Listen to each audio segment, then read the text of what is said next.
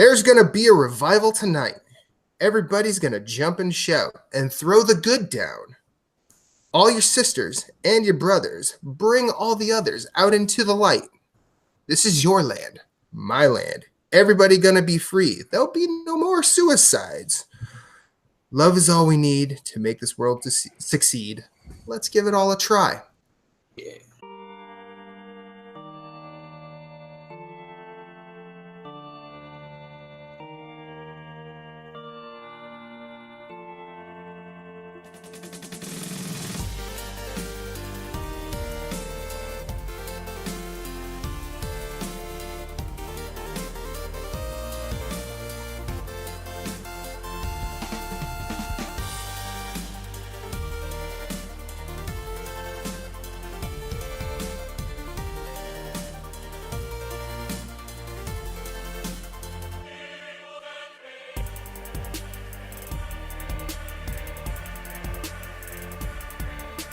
Welcome to Nerds Gone Rogue, episode 145. My name is Matthew Keel. You can find me at infinite_rewind everywhere you want.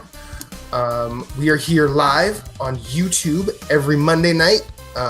Between 8:30 and 9 is generally when we start. We hit that window. I love it when a plan comes together. And if you're new, it's youtube.com/NGR Radio. You can find all of our content at nerdsgonerogue.com. We do a whole bunch of shows. We do Nerds Gone Platinum, which is our Sony-focused show, hosted by another member on the panel here, Moose. Say hi. What's up, party people? Hi. You can also find Nerds Gone Rogue B-Sides, Nintendo Power Block, and Arsenal X. And then you can find this show on Spotify and iHeartRadio at every podcast service you might want to listen to podcasts on every Monday morning around 7 a.m.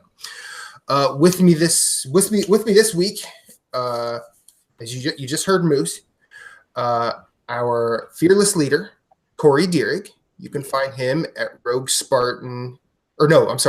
in HD 713 on Twitter. Corey in HD everywhere else except Sony, which is Rogue Spartan 4. Corey, say hello. Hello. Joining us a little bit later in the show will be Captain Canada, so ladies, get ready.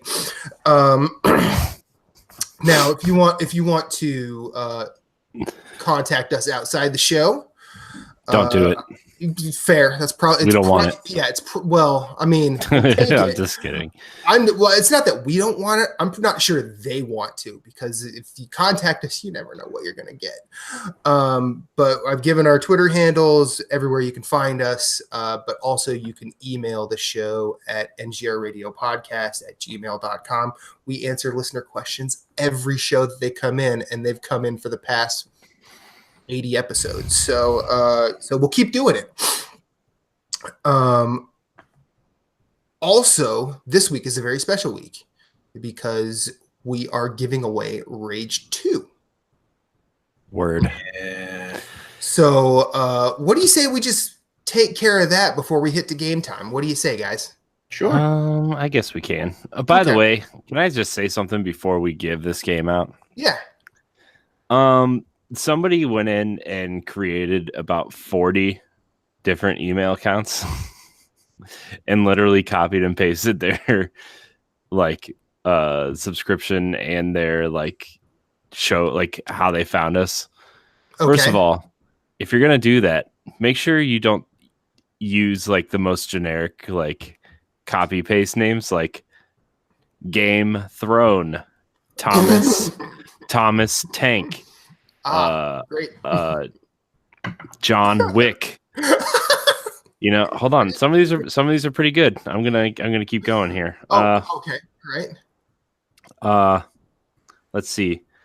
Vape King. John Martin. John Martin. Crystal Gem. Okay. All right. Tangle Cable. Wow, they were really reaching. Watch Dog. Oh, great. Big Ubisoft fan, apparently.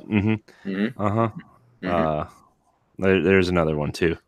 So most of these are most of, if not all of these getting disqualified. Is that what I'm understanding here? Yes, because well, first of all, if you're gonna lie about how you found us, make sure your lie is accurate. Because they found us through our gameplay videos. We haven't posted gameplay videos in like, I don't know, a couple years. Yeah. So unless you found the Helldivers Let's Play, it was fun. Yeah, go watch it. It's good. We should do that again. Yeah, we should probably do that again at some point. Helldivers is a good game. Floppy Pancakes was the other one I wanted to shout out there. So I had pancakes for dinner. Yeah. So it wasn't me that did this though. Clorox bleach. Wow. Yeah. This person was bored. Yeah. Assassin Creed. That's a good one. Huh. Yeah. I didn't realize Apollo had another son. Yeah. So yeah. That's all. Okay. All right. I was just like, man, you went through a lot of work to just copy and paste. I mean, yeah. But that's what happens though, and I guess when you're giving away a game and somebody wants it. So effort, I guess. I'm not gonna lie. I'm not gonna lie. I've done that before for like dumb contests on the internet, but I also got bored after like 2. I'm like, I'm not gonna do this because here's the thing. Chances are there's probably gonna be a way they could figure it out, and that'll probably. I mean, and if I wasn't gonna win, I'll definitely not win if they figure it out. So sometimes you just gotta trust in RNGesus. Am I right? Right. Okay. So how are we giving this away, Corey? Well, Matt, I'm gonna have you choose a number between. Okay. Well, I have to count this number real quick, but you're gonna pick a number between 1 and however many are there. Yeah, and do we want to shuffle it a little bit? Do you want to choose like 3 numbers and we average them out? Do you want to? Yeah, let's do that. Yeah, math. Yeah. About to do some hardcore math up in here. I'll get my calculator out. All right. I'm counting. And then Moose bounced for a second. So. Yeah, that's fine. We should wait for him. How are you, Matt? I haven't talked to you in a couple weeks.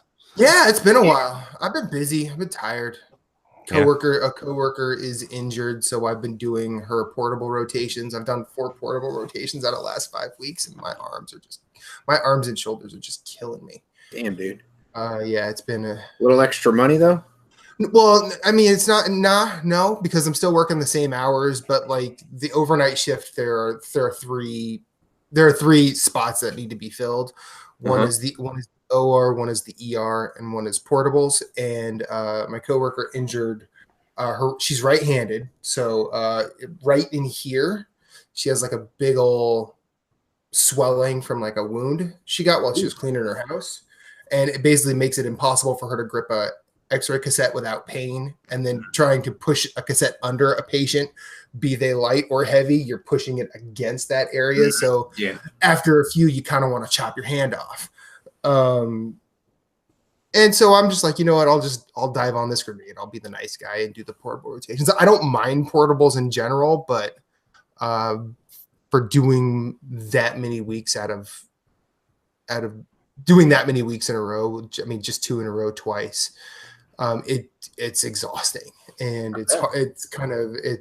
I'm learning that that's actually pretty difficult to recover from quickly, especially at my age. Or wound? No, the portable rotation, because like when I first started doing X-ray, like and I would do like a portable rotation at the first hospital, the hospital that gave me a student job.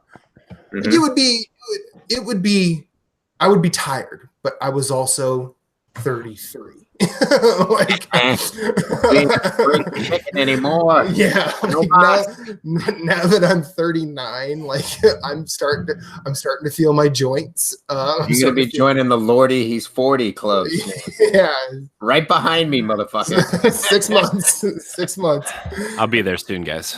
No, shut up, Corey. This is the old people conversation. You could fuck off. Yeah.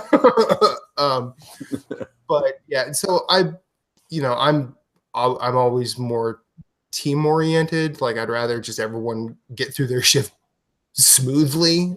And no, there ain't nothing wrong with that. And like, well, if you ask our other coworker, she has some things to say about it. But is she trash? No, help. Both he doesn't help. Both of my coworkers are actually really good. Like, I'm actually glad I'm in this. I'm actually glad I'm in this 3-person team as opposed to other 3-person teams that I could have worked with. Either present staff or past coworkers included. But I think this particular coworker just defaults to negative. One of them. And you know, like we had she and I had a bit of a butting of the heads a couple weeks ago, and she just defaults to like, you got to do this, you got to do that, you got to do that. I'm like, hold on, let's take a step back. None of what you're saying really makes sense. I'm gonna go do what I'm gonna do. You do that. We'll revisit this, because if we just sit here and argue, nothing will get done. And then literally like 2 hours later, we had a conversation. We're like, yeah, we did this incorrectly, but I'm glad we got through it. So it's just sort of like she kind of knee jerks. But actually, I couldn't be happier with both my coworkers, because I think we all have the right personalities to get along, and or at least, I mean, if we're not getting along that particular day, we can just get through it. But yeah, I'm actually really glad I work where I do. Like, I couldn't be happier with my job. As opposed to other times on this podcast where I have complained about it. How's the counting going, Corey? I'm done. Okay. How many do we got? We have 62. 62. Okay. Just one above the Maris number. I'll take it. All right. So I'm guessing 3. Okay. 3 number? No, 3 numbers. Yeah. And we'll 3 numbers. 3 numbers, and we will average them out. Okay. So first number. Got my calculator app ready. I'm already ahead of you. Oh, okay. First number is 19. All right. Second number is 43. Okay. And third number is 57. Divide that by 3. Interesting. Do you want to round up or down? What's the decimal point? What's the number? 0.66 repeating. Well, then we round up. All right. Well, the number is 39.66 repeating, which means 40. Email number 40. Let me scroll here. I put them all. Email 40. That's my second favorite rapper of all time. No, it's not. No, what? You don't get hip hop. I'm sorry. It's a reference to any hop. I don't get. It was a reference to E40, but okay. Okay, we have a winner. Drum roll, please. Drum roll. Take that scene in. Yeah, we get it. Christmas vacation. Yeah, got it. Get new material. I did that last time.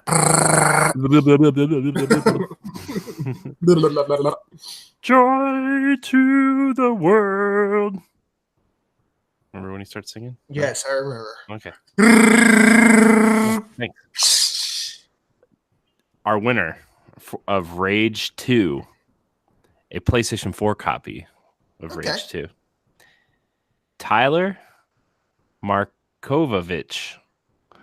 I hope I said your name right. Tyler Markovovich. It's probably Markovovich. Spell it. Marchovavich.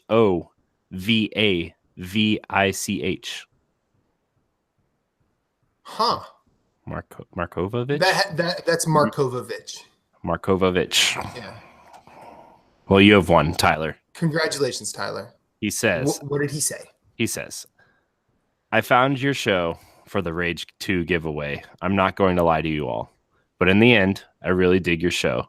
I've gone back to listen, and I really appreciate you giving a show that can be binged. Backlog episodes feel like they could have been recorded yesterday, and I really like that in a podcast. Also, you 3/4/guests have great chemistry together, and you play off each other nicely. Can't wait to watch. Thanks, guys. Tyler. Thanks for stopping by. Thanks for giving us a listen. Congratulations on your shiny new PS4 copy of Rage 2. Yes, you will be getting 12 digits in the email. So look out for it. Look out. Were you able to get a code for it? A digital code? Me? Yeah. Yeah. That's weird because I couldn't get one for Days Gone. You can get it. You can get them off Sony's website. See, I tried. I went and looked. Oh, really? Yeah, it was weird. So we just did PSN cards. So they got an extra like $10 to cover the tax. Wow. But whatever. Well, that's cool. Awesome. All right. Well, congratulations, Tyler. Congratulations. Congrats, Tyler. Enjoy it. I hear it is very good. I heard it's pretty good too. Heard it's got a little Doom flavor in there, which Doom is good. I mean, if I could flavor anything with Doom, I would do that. Would you flavor your chicken with Doom? I would eat some Doom chicken. Yes, I would. Yes, I most certainly would. Speaking of flavoring, we made a homemade pizza this week. How You was that? tell. Oh, so good. What'd you put on it? Well, just pepperoni and black olives, but like good. nothing like complicated. Did you make the crust yourself? No. Ooh. No. We go to Tony Roni's for that. We'll get a large dough ball and we'll do everything else. Right. I love having a partner that is just an amazing cook. Like she is phenomenal in the kitchen. Like, and this isn't like a make me a sandwich situation, because I try and help where I can. But I don't know. It kind of sounds like it, Matt. No, it's not. No, it's not. I make my own sandwiches. I mean, oh, really? Really, No, Corey? No. Really, Corey? Because every time I have to tell Reba you said that, she's like, you can't play with Corey anymore. But like we didn't go heavy on the sauce, but she did this. I don't know what spices she put on the crust before we put sauce on it. Mm-hmm. But it had this just spicy kick, like well after you hit it, and it was just like, oh, pizza has been missing this. and I don't know if it's just because I usually don't like put like chili pepper or anything on top of my pizza. I'm not one of those people who puts Parmesan cheese on it. But holy shit, Matt Phillips is here. It's a Captain Canada invasion. What? Trump was so worried about Mexico, he didn't think about Canada. That's right. Remember Trump's wall is anti-climb. So an anti-climb wall. But not anti-dig. Oh. Fucking idiot. Oh man. But so we made a really good homemade pizza this weekend, and I'm still thinking about it. This is and I did eat dinner tonight, so like I'm not hungry. I'm just. Were you disappointed it wasn't pizza? No, because we had breakfast for dinner, and I do like breakfast. You didn't eat dinner? Well, look, wouldn't your breakfast for dinner just be breakfast since you get up late? Yes. But yes, somebody else was having breakfast for dinner, and yes, as well. So I default to the orientation of the person who made the food. That's a smart move. I think that's a bloody steak for dinner.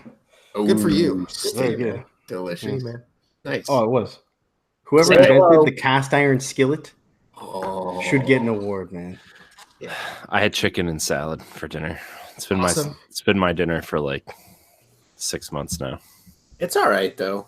You Chicken should and salad. maybe switch over to like pork chops or something.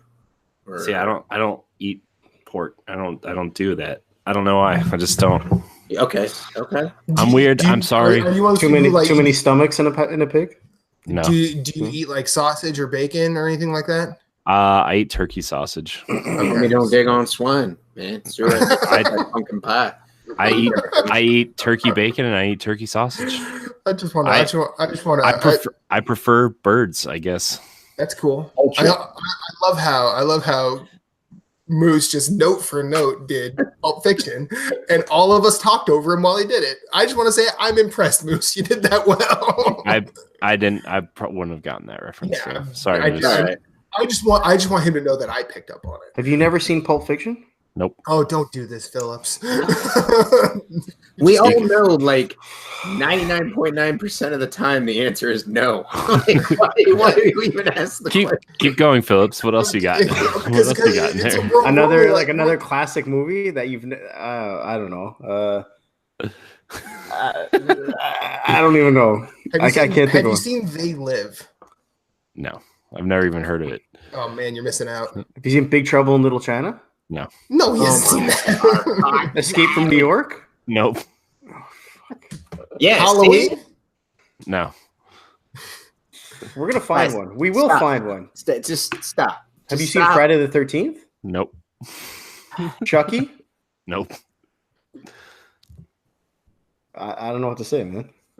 Predator. Have you seen Predator? No. Oh, for fuck's sake. True Lies. You've seen True Lies. No. Rocky? Have you seen Rocky? I've seen all. Well, I haven't seen Creed or Creed 2, but I've seen all the Rocky movies. I love Rocky movies. We found something. I own them all. Okay, we found something. All right. Have you seen Rambo? No. You don't need to see Rambo. Yeah, you do. We don't need you do. You do. Okay. Let's switch from movie time to game time, please. The whole episode does not need to be what is. No, this is fun. I haven't played any games, so I can actually speak about this. Well, okay. Have you watched any movies? I rewatched Cliffhanger. Yes, I did. Why did you rewatch Cliffhanger? Because it's fantastic. That's why. I've never seen it. Fantastic. It is fantastic. And they're remaking it with a female lead. Oh, great.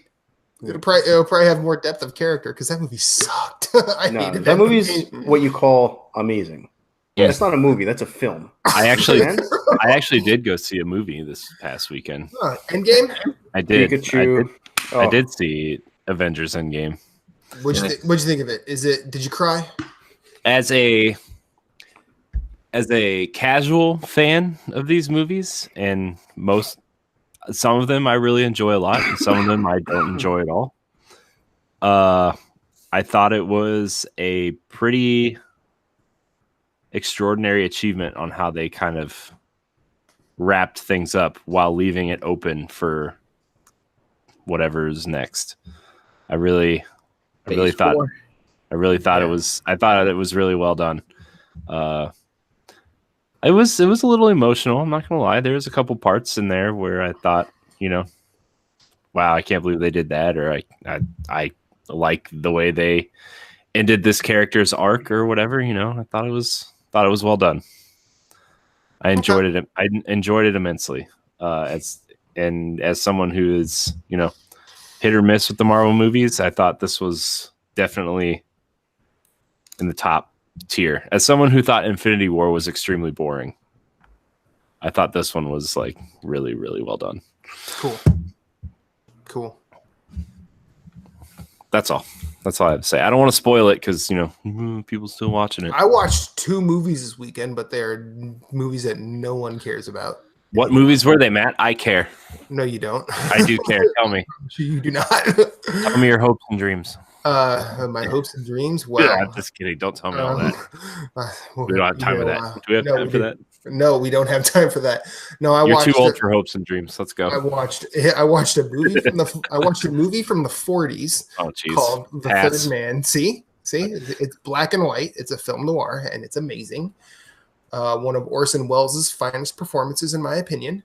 And then I also watched a Jean-Luc Godard movie from the 60s called Masculine Feminine, and it's really good. So we can move on from that. Game time. Yeah. Game time. Yeah, let's do this instead. Who wants to start? I could start if you want. Yeah, you start. I platinum Division 2. Woo! Congratulations.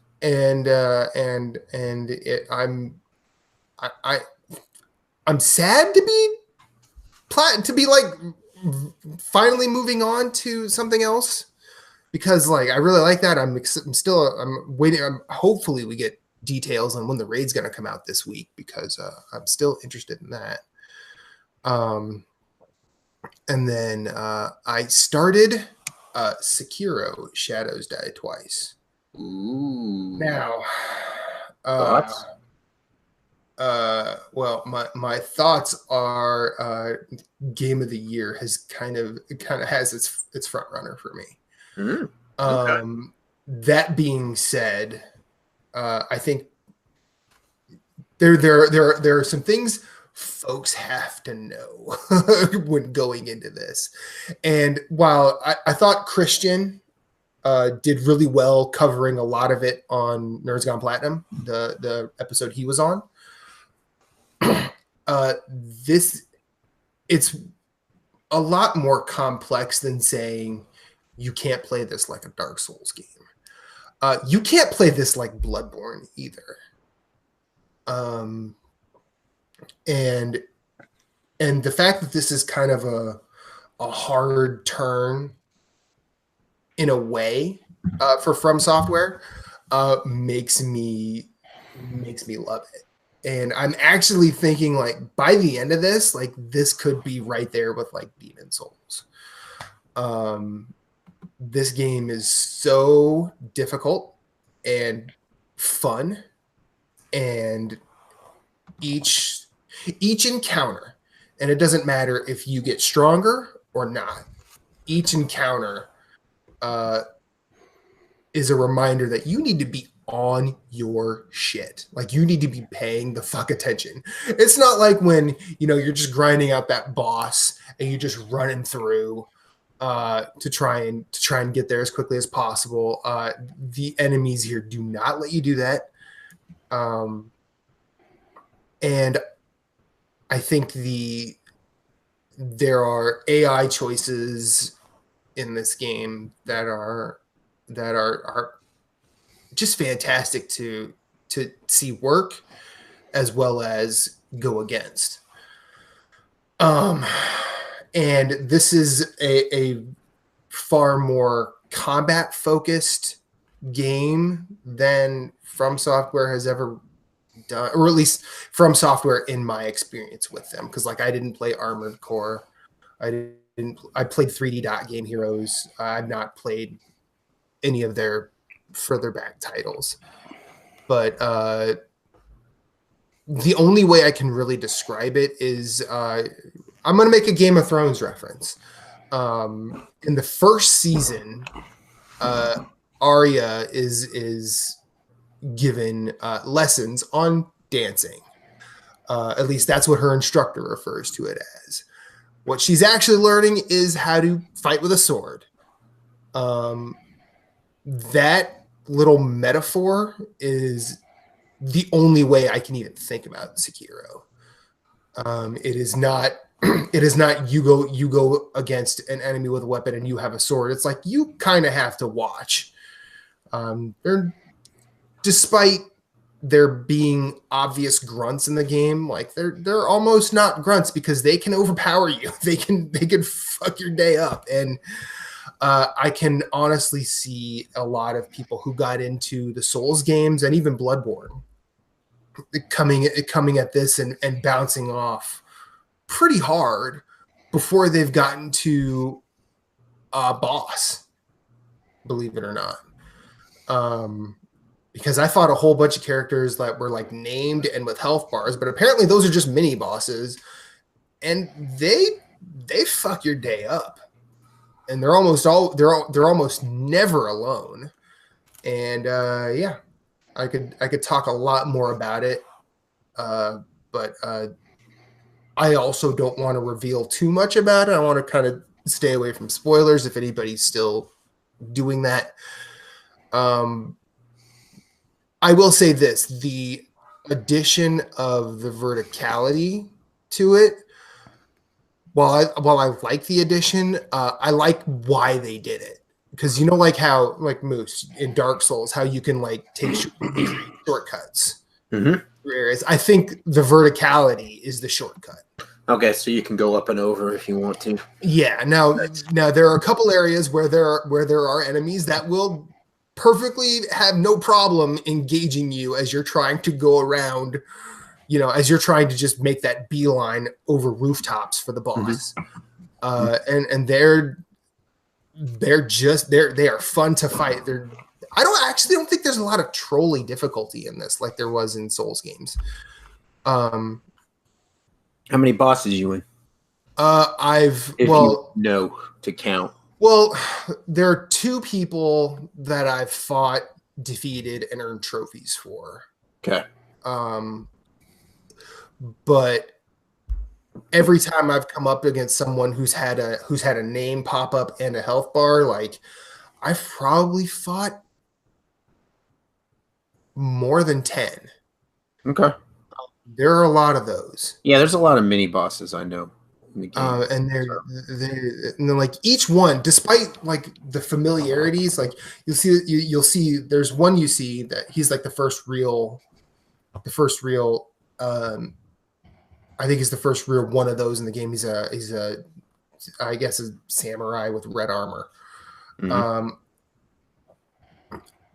I beat the first one pretty handily. I took him apart in a way that I was just like, I think I could play this game. And then I get to another one, and he just decimates me, like attempt after attempt after attempt. And a lot of the time, you kind of have to ninja your way around the arena to take out all the supporting staff before you deal with him. And and he'll if you aggro him, he doesn't really let up. And then I did fight the dude that was in the big reveal, the guy that spit the weird mist onto the sword. Yeah, the poison is yeah. His name is Juzuo the Drunkard. Nice. And he's a fun fight. In fact, none of the fights have been particularly bad. Like all of them have had a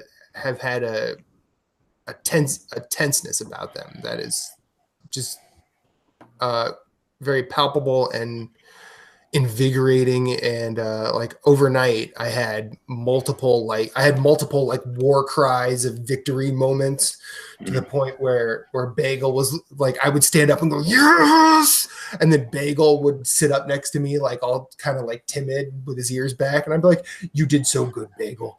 I'm pretty sure you probably have the same experience with Archer, unless he just sleeps. No. But Sekiro is probably the prettiest From Software game I've played, and I am enjoying the absolute shit out of it. It is phenomenal, and I can't wait to keep playing. Like while we were eating tonight, I actually just talked to Reba about it for like 20 minutes, and she's like, and she's tired from work, and I appreciate that she just sort of lets me talk about it rather than goes, hey, games are stupid. Can we talk about something important? And the reality is either I talked about how good Sekiro is, or I talked about how bad last night's episode of Game of Thrones was. So, did you get your guide figured out? Yes. Nice. And I'm actually surprised I've not opened it yet. I looked at it. I looked at the replacement copy I got, and it was damn near pristine. Nice. So I didn't feel the need to open it like I did the first one. And the first one had like spine damage. Oh, it was bad. I think someone took a knife to it at some point before putting it in a package. Did it come in a box? The second one did. The first one did not. Mine came in a box, and it only had some damage to the top of the spine. I was like, there's no need. No, when mine opened, like the binding like split. Yeah, and I'm just like, oh, great. They bound this with Elmer's glue and rubber bands. Fantastic. If you are interested in Sekiro, try it. I will not be shocked at people bouncing off after a certain point because it has tested my patience. This morning I got to an area where I either had to fight a mini boss, and that mini boss like totally ate my lunch like 5 or 6 times. I'm like, okay, I'm going to look around this area a little more, just see if I'm missing anything. I found the boss of the area. Nice. And if the mini boss is a prick, the boss is like double prick. So I'm like stuck between prick and double prick. So I'm like, all right, I guess I have to go fight the prick.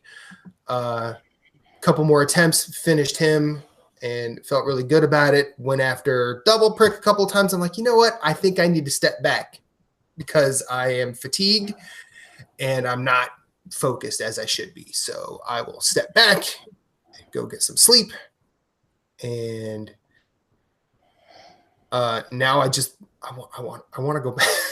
Like I was legit thinking of reasons to call out of work tonight so I could go play more, but I didn't. So, but yeah, Sekiro is really good. Who wants to go next? Everybody at once. Fantastic. Great. I'll go next. Corey, you go next. You were gone last week. Yeah, I mean, I wasn't really like playing a lot of games, to be honest. You know, my wife's birthday was last weekend, and you know, we celebrated that, and then kind of took some time for myself to do some personal kind of creative things, and kind of, you know, and I'm aware of the comments that there weren't any podcast breakouts the last few weeks, but you know, I don't really want to do that anymore, to be honest with you. So too much time. So yeah, I actually like the last couple of weeks, I almost forgot to edit the show because I was just like not worrying about it, you know? So, I mean, last night I was editing the show at like 10 o'clock and then and then the podcast, like the audio version posted it like I posted it like normal, but then it was like, oh, February 28th has a new podcast for you. I'm like, well, that's weird. So I had to go in and fix that. But February 28th, huh? Wow. Yeah. You got here by May. Fantastic. February 28th. Yeah. So yeah. We celebrated her birthday. We introduced my child to frozen yogurt, which was I don't know if that was such a great idea, but she loves it though, so I guess it's fine, right? It's fine. Yeah, it's fine. It's fine. Should be all right. It's fine. Next time you give her a spoon of it, she gnaws your hand off. It'll be great. Yeah, that's it. Where? I was gonna say wear like the gloves for like cutting stuff so that she her teeth don't do damage. You don't lose a finger. Get one of those shark suits. Yeah, or that. Yeah, get some chainmail. You could get some chainmail gloves. Oh man, it's time for Riley's dessert. Okay, I'll get the armor. Who's wearing the armor this time? Rock, paper, scissors. 1, 2, 3. Not it. But I don't know. The last few days have been kind of stressful though because my PC died, so that was fun to try to get some sort of solution for that. So, but what I have been playing for your PC earlier, huh? I had a moment of silence for your PC earlier. I was upset about it. Yeah, it's still sitting here. It's a motherboard problem, I guess. So I really don't know what's wrong with it, to be honest with you. But people a lot smarter than I am. Top men are on the case. Yeah. We got the best in there. They got us working in shifts. I'll just check with the boys down at the crime lab. Around the clock. And 4 new detectives to your case. Big Lebowski's such a great movie that Corey's not seen. You're right. I hear it's good. It's fantastic. What have you played, Corey? But what I have played, I played a little bit more Mortal Kombat 11. I played a lot of Tetris. a lot of Tetris the last 2 weeks. That's like, I know that game, a lot of people think that game is kind of stressful, but for me, it's like super relaxing to play Tetris. That's like me and Bloodborne. Like comfort food. Yeah. I play a little bit more Borderlands. Making my way through that. Let's see, what else did I play? This weekend I jumped back into Sea of Thieves with Jesse. Okay. And they added a bunch of stuff for their anniversary update, which is like, maybe you should have just waited a year and put this out when the game came out. But you know, Fishing looks pretty good, man. Yeah, I mean, you know, there's also a 15 mission story mode that you can repeat, and it's different every time, I guess. I don't know. But we jumped in and we played for a few hours this weekend. That game is really relaxing, too. So found some treasure, fought some skeletons. I died by explosive barrel. That was a good time. It's always a good time. Yeah. So apparently when you shoot the explosive barrels, I mean, they explode, but they also kill you if you're too close. So that's how explosive barrels work. My bad. I mean, it's been that way since... I thought I was farther away than I was. That's like me shooting the mines in Borderlands and getting knocked down, and Jason being like, "You're not far enough away, man." But I think he squares a little bit more than that. He does. He does. There's a couple, for fuck's sakes. But well, at least it's not Phil, because Phil's be like, "Who are you, Keel in Division 1?" Yeah. What's your title? Your title has been taken. You are no longer Leroy Jenkins. That title has been stolen. It's not like I took it from you and gave it to somebody else. This person just outright just jacked it. Okay, and that would be Lee. I played last weekend. I mean, his name is Lee, so we could give that to him. I played with Lee and Becky, and that man went down more times than a fluffer on a porno set. But it was rough. Becky be like, "You're dead again?" And I'm just like, I can't. Like, I don't have enough turrets and enough healing drones to save you. Eventually, you have to do hard love and just leave them dead to teach them a lesson. I know. You revive them, they just keep doing it. That's true. You do have a valid point. You get time is precious. Anything else you're playing, Corey?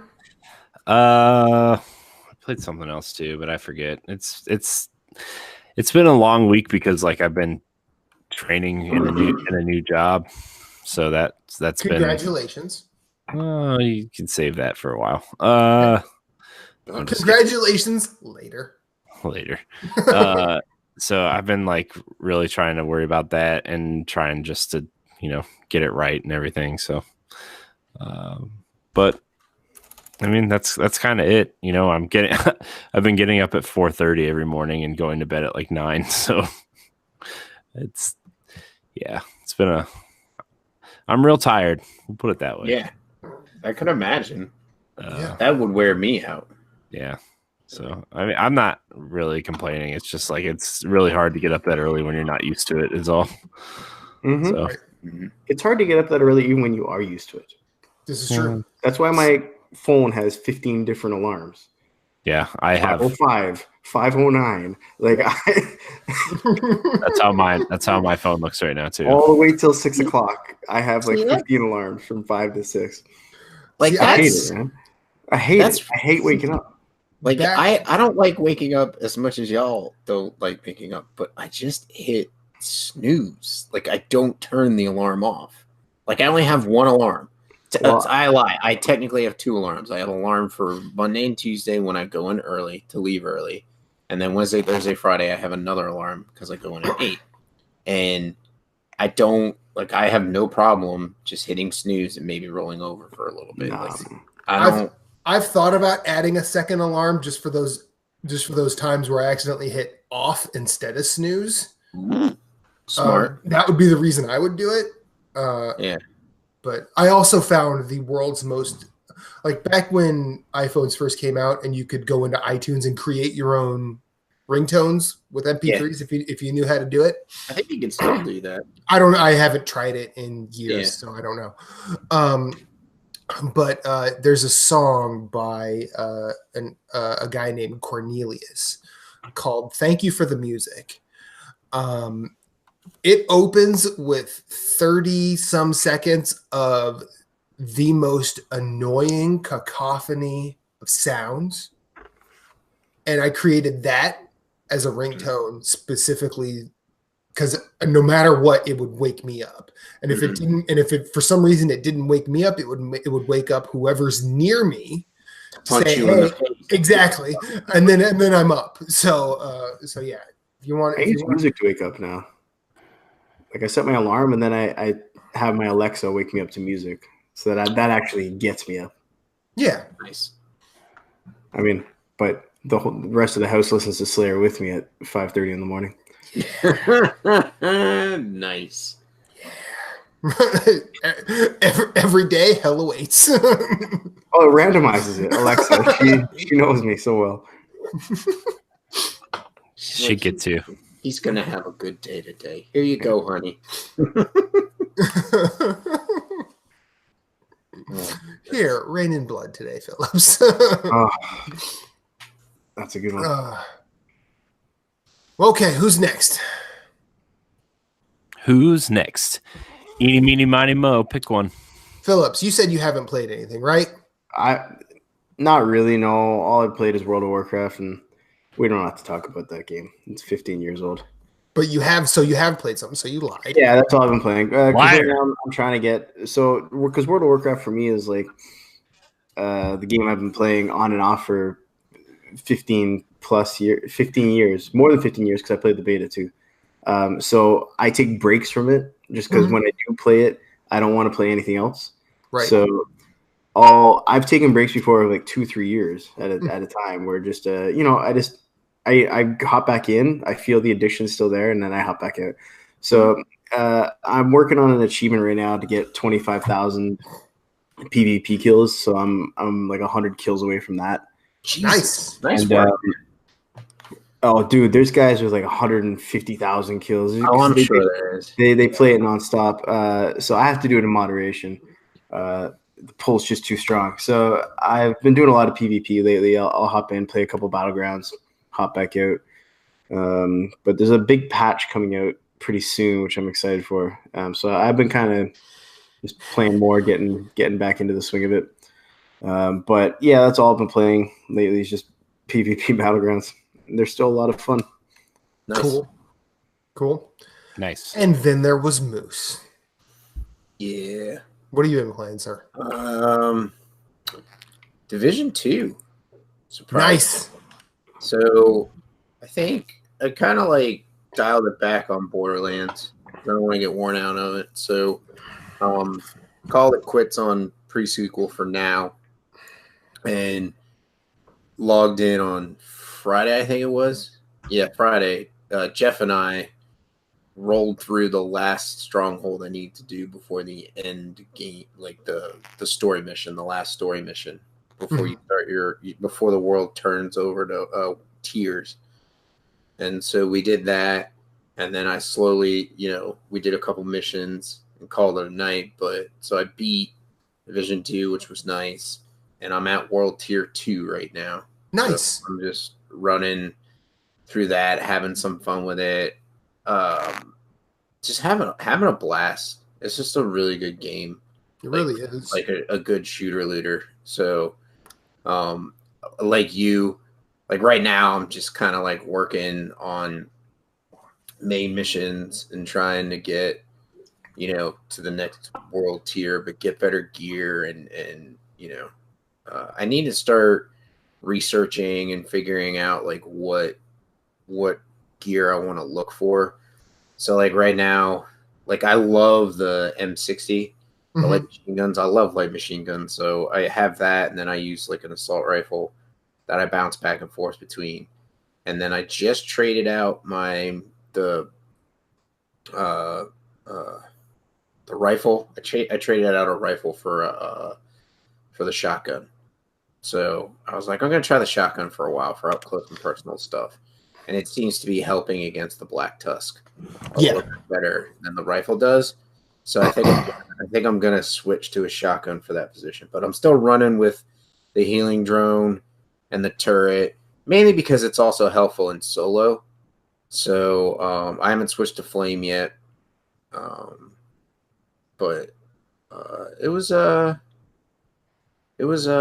it's good. It's a fun game, like I said. Mm-hmm. So just want to get back to it and try and get to a point where I'll be ready for the raid. I do want to get the platinum, and we're trying to go back, like, because Borderlands derailed all three of us, me, Jeff, and Jason, and so it's like we need to get back to the co-op challenge and figure things out. And that was the game we picked when it came out, and so that should be our next platinum.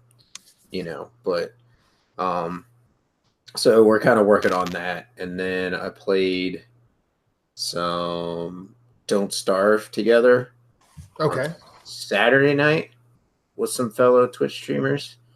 That's a great game. Dude, yeah, Don't Starve together is fun. It's like stressful, but it's like it's a lot of fun. We had 4 players in it, and it was a lot of fun running around, just trying to get resources, figuring out what you had to do. Yeah. We made the sad mistake of setting up shop in the game, like our home base, like right just north of like a nest of spiders.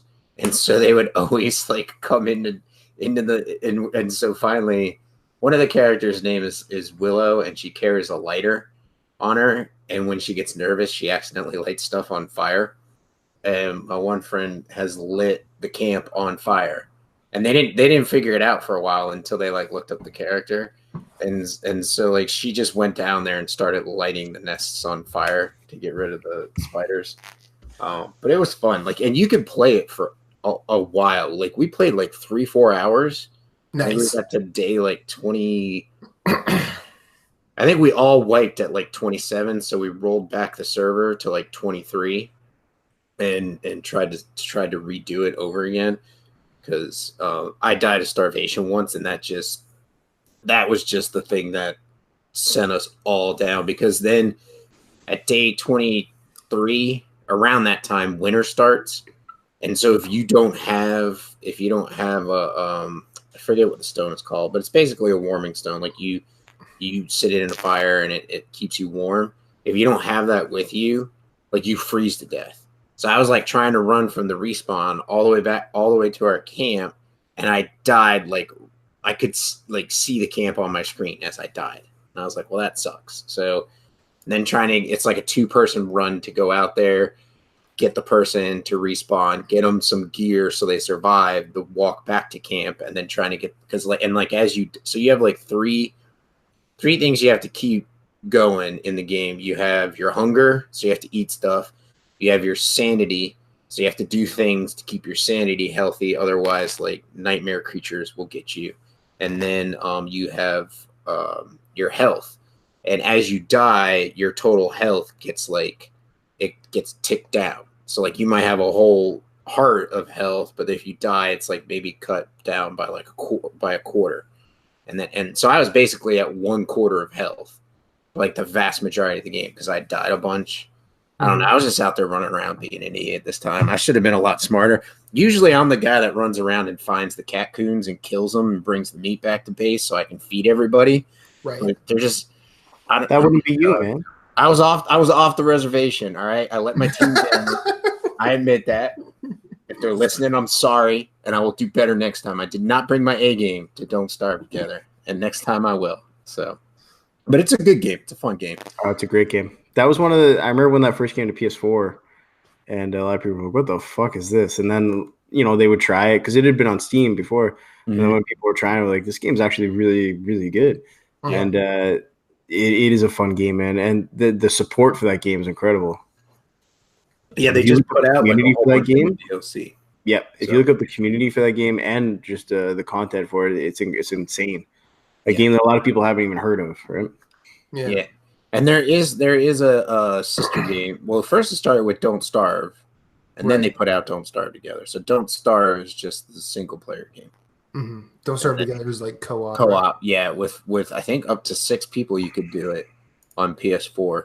So you could have a bunch of people in there. Is that the same developer that did Smoke and Sacrifice too? I don't think so. It's Klei, Klei. They did the They did Invisible Ink. Yeah, Klei's a good developer. Yes, yeah, and then they did that other game, the side-scrolling beat 'em up. What's its name? I don't know, but anyways, good game, fun game. I highly recommend Can they do it. Samurai Gun? Is that what that is? No, I don't think it is. I'll look it up. Well, I can look it up real quick, but anyways, lots of fun. And then I didn't get to play it, but I downloaded it last night. Shakedown Hawaii. Oh, they did Mark of the Ninja. Yeah, so they did Mark of the Ninja. Shank. It was Shank Shank and Shank 2. That was the name of the game I was thinking about. Yeah, so they did Mark of the Ninja. They've got, it looks like they got a new game called Grifflands coming out soon, which might be on Steam. Hopefully it makes it to consoles. That would be awesome. And what's nice is Sony's doing a good job.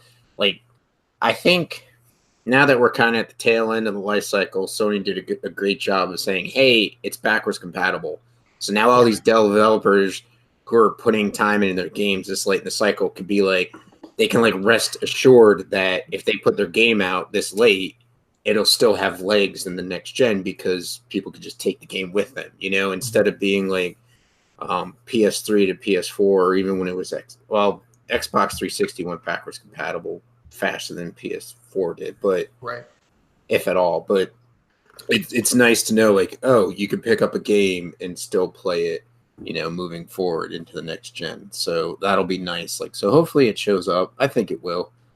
But yeah, I definitely recommend it. Usually it's usually on sale. Like when they have the sales, PSN, sometimes more than not, you can find it on sale for a relatively good price.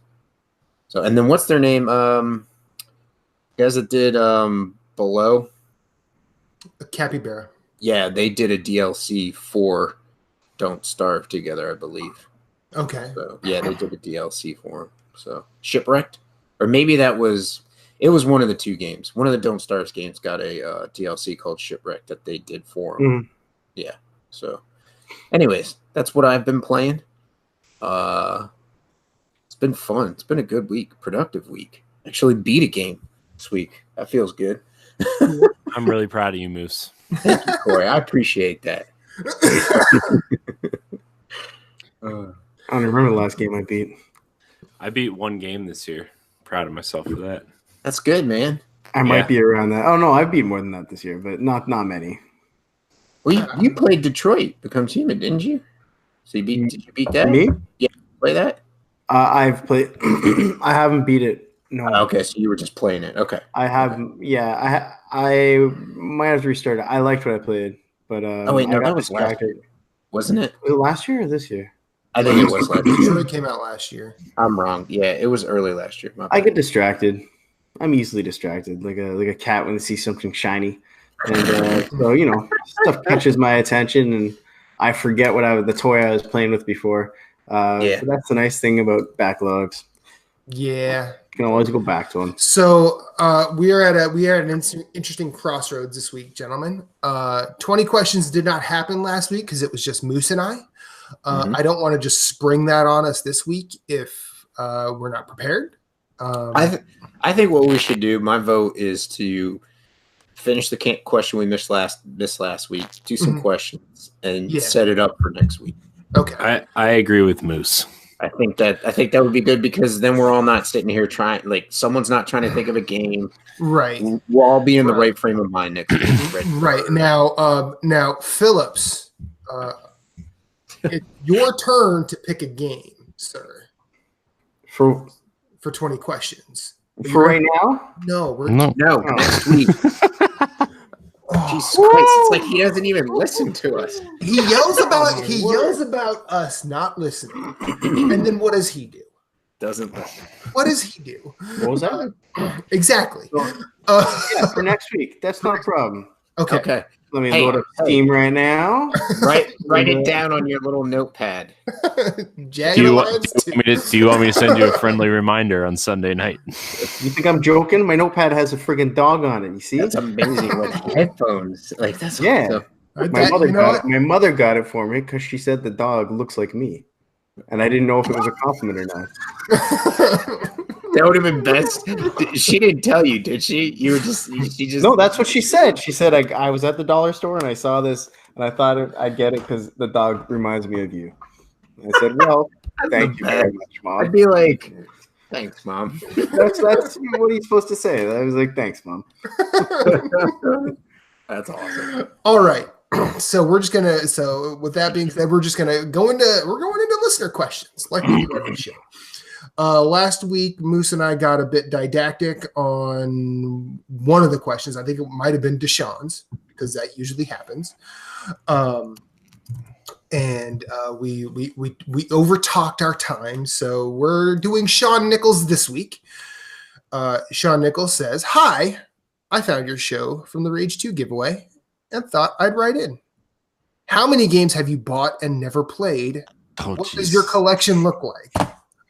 Well, let me tell you about the games I've bought and not played.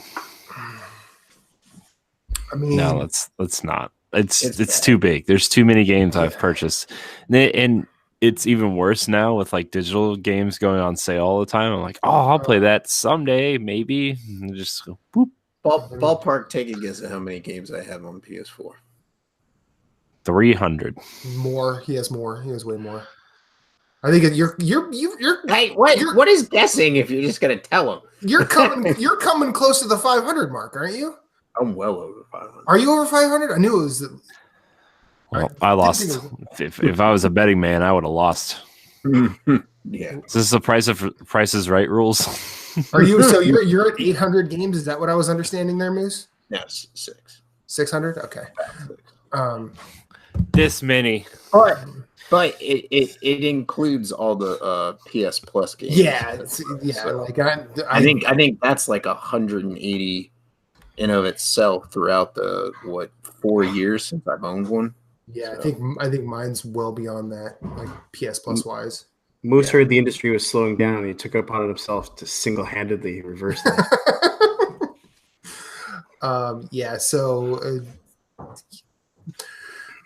like I don't know how many games I've bought, but I could probably wager that more than 50% of them I've never played.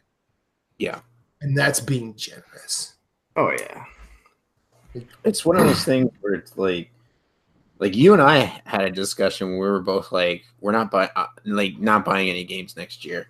Yeah. Just gonna play the backlog, and then you sit there and you look at like what's gonna come out next year, and you're like, fuck. Yeah. Like that's not like I told Jeff and Jason that, and they were both like, "Good luck with that, buddy." Yeah, that never works, man. That never works because there's always some game you've never heard of that came out today, and you're like, "Oh my god, this looks amazing!" Yeah. And then you have that self-imposed rule. So, I mean, that never works. I've tried to do that too, and then you just binge. I mean, I like. It's better than spending the money on crack. True. Heroin or meth, right? It's kind of the same thing. It's not kinda. It is exactly the same thing. It just doesn't destroy. At least you eventually, do the crack or the meth. Maybe this is worse. Does this mean one day when you make that wrong purchase, your house is going to blow up? No, my wife's going to kill me. No. I don't actually buy that many games. I just looked this up while we were doing this. I opened my Steam account November 20th, 2004. And that's the day after my birthday. I only have 346 games on Steam. I have not played the majority of them, but so I don't only 346. But hang on. Yeah, but that's since 2004. That's 2004. Moose has 600 games on PS4, and that came out in 2013. But still, the fact that you're saying I only have 300 games. I only have 346. However, I just took a look also while we were doing this. On Humble Bundle, I have 9 pages of unredeemed keys, and on each page there's 20 games. And what do you got on PS4 though? Too, you got a lot of games on PS4. I've got like 300-400 on PS4. Yeah, okay. So you have it split between two platforms. I'm on one platform. So don't you come at me, motherfucker. I wasn't coming at you, okay? And how many? Well, hang on. Is this the dick swinging hill you guys want to die on? Like, this is you fuck up the moose, you get the horns, okay? Like, this is how he defends himself. That's exactly how he defends himself, man. All the time. I don't even want to bring up the fact that he has a Nintendo Switch with digital games on it. Nobody asked you. I just like to see, because your PS4 library doesn't show all your Vita only games. No, it doesn't. It doesn't. All right. Look. Let's get back to the question. Let's just get back to the question. We've all bought a lot of games. It became an intervention for Moose very quickly. Only slightly less of those. Only slightly less than that amount is the amount of games we've not played. Yeah. But I think it's easier though with the digital marketplaces to just purchase games that. It is. That not to play it because Well, it doesn't help either that the stores have advertisements like every like other panel. Yeah. Well, I mean, and now that this gen consoles have embraced the Steam-like style sales, where like you can get a game for like less than $5, and you're like, yeah, I'm glad I went it. Like, okay, for instance, this week Rage 2 comes out, which we just gave away. I will probably wait to buy that when it's like $5, because if it had co-op, I would pick it up. But since it has no co-op, I have like, I'm not interested in it enough to pick it up. I've got to play Days Gone. I got to play Sekiro. I got to play Division 2. Plus knowing like having Game Pass, like that game will probably be on Game Pass in like 6 months to a year. Yeah, for Xbox people, which I think is something Sony needs to implement, that type of thing with the next gen. Like they got to have something that's comparable to it, or maybe I don't know, roll it up under PS Now and kind of revamp that service to an extent. I don't know. We'll see what happens with it. Like they could have tiers, But it'll be interesting to see what they do. But Microsoft is pretty much content, which is fine. It's probably, in all honesty, probably how they're going to win. But they're content with like having their games on like everything. You know what I mean? Like they're trying to put Xbox Live on, not trying to, I think they are, on iOS and Android and tablet and probably Switch. Like you can earn some achievements through your games on Switch if you own them on both or whatever. And so like they're just completely annihilating the whole need for a console war. And so Sony just needs to come out with, something comparable as far as like we have the Game Pass. They're getting EA Origin now, finally, which they should have had from the get-go. They need to stop, like Sony needs to stop taking the Nintendo approach when Sony came out and Nintendo had an approach where they were just like, we're the the king of the hill, and it's just like you need to not behave like that because that's how you're gonna die. Like that's how you're gonna kill your brand. But whatever. Well, I think there's more potential for Sony to kill its brand that way than there is for Nintendo. It's true. Just because Nintendo had an ironclad library of games of specifically first-party stuff that people would always want to play, almost to the point of like even if it was bad. Well, but it was rare. Like they did a great job there for our longest time, where like it was tough finding a game of theirs that was not good. Like we all have our gripes, about the Zelda games, but or Kirby or Yoshi, you can pretty much pick up any Zelda game and it's a good game. Oh yeah, you know what I mean. Yeah. Like it's rare that you're going to be able to do that with one of Sony's games, although they're getting better at it now. Where like God of War, first one was great, second and third I hear were great, and then the recent one was awesome. So they're starting to hit those milestones with their IP to where like every time you see it come out, it's going to be a solid game. Yeah. So. Yeah. Okay. So sideways, but that's okay. So we've bought a lot of games and played not very many of them. That's your short answer, Mr. Nichols. Next up, Deshaun Malone brings a very topical question. What are y'all watching on TV, streaming services, etc.? Or etc. I'll go first because mine will be the quickest. I've just been watching some like not series stuff. I watched the latest Kevin Hart stand-up on Netflix, which was good. I watched The Highwaymen with Kevin Costner and Woody Harrelson, which was good, about the Rangers that were hired to take down Bonnie and Clyde. That was a very good movie. Slow burn, but it was well worth it. And then watched The Ark, which was a Netflix movie, ARQ. We just watched that Saturday night. That was pretty entertaining. It's got Steve Amell's brother, the guy that plays Arrow on the Arrow WB series. Okay. And then it's got the chick from Jessica Jones, the blonde lawyer. Can't remember her name on that show. I can't even remember her name in real life. But anyways, that was pretty entertaining. A good take on time, like time loops and stuff like that. So that was a fun movie. But what I'm really waiting for this year is the next Jack Ryan season, which with John Krasinski. I hope that comes out. Like, I hope they're doing it. I hope it's going to be like yearly. Like, it came out, I think, July or August last year. So that time this year. I'm sorry, Phillips. What was that? No, I was saying, yeah, it was last year. Okay. Yeah, I know. I think it was around mid to late summer last year. So I'm excited for it. I loved it. That was a good show. I'm a huge Tom Clancy fan, so I'm excited to see where it goes from here. But that's what I've been watching. Phillips, Corey?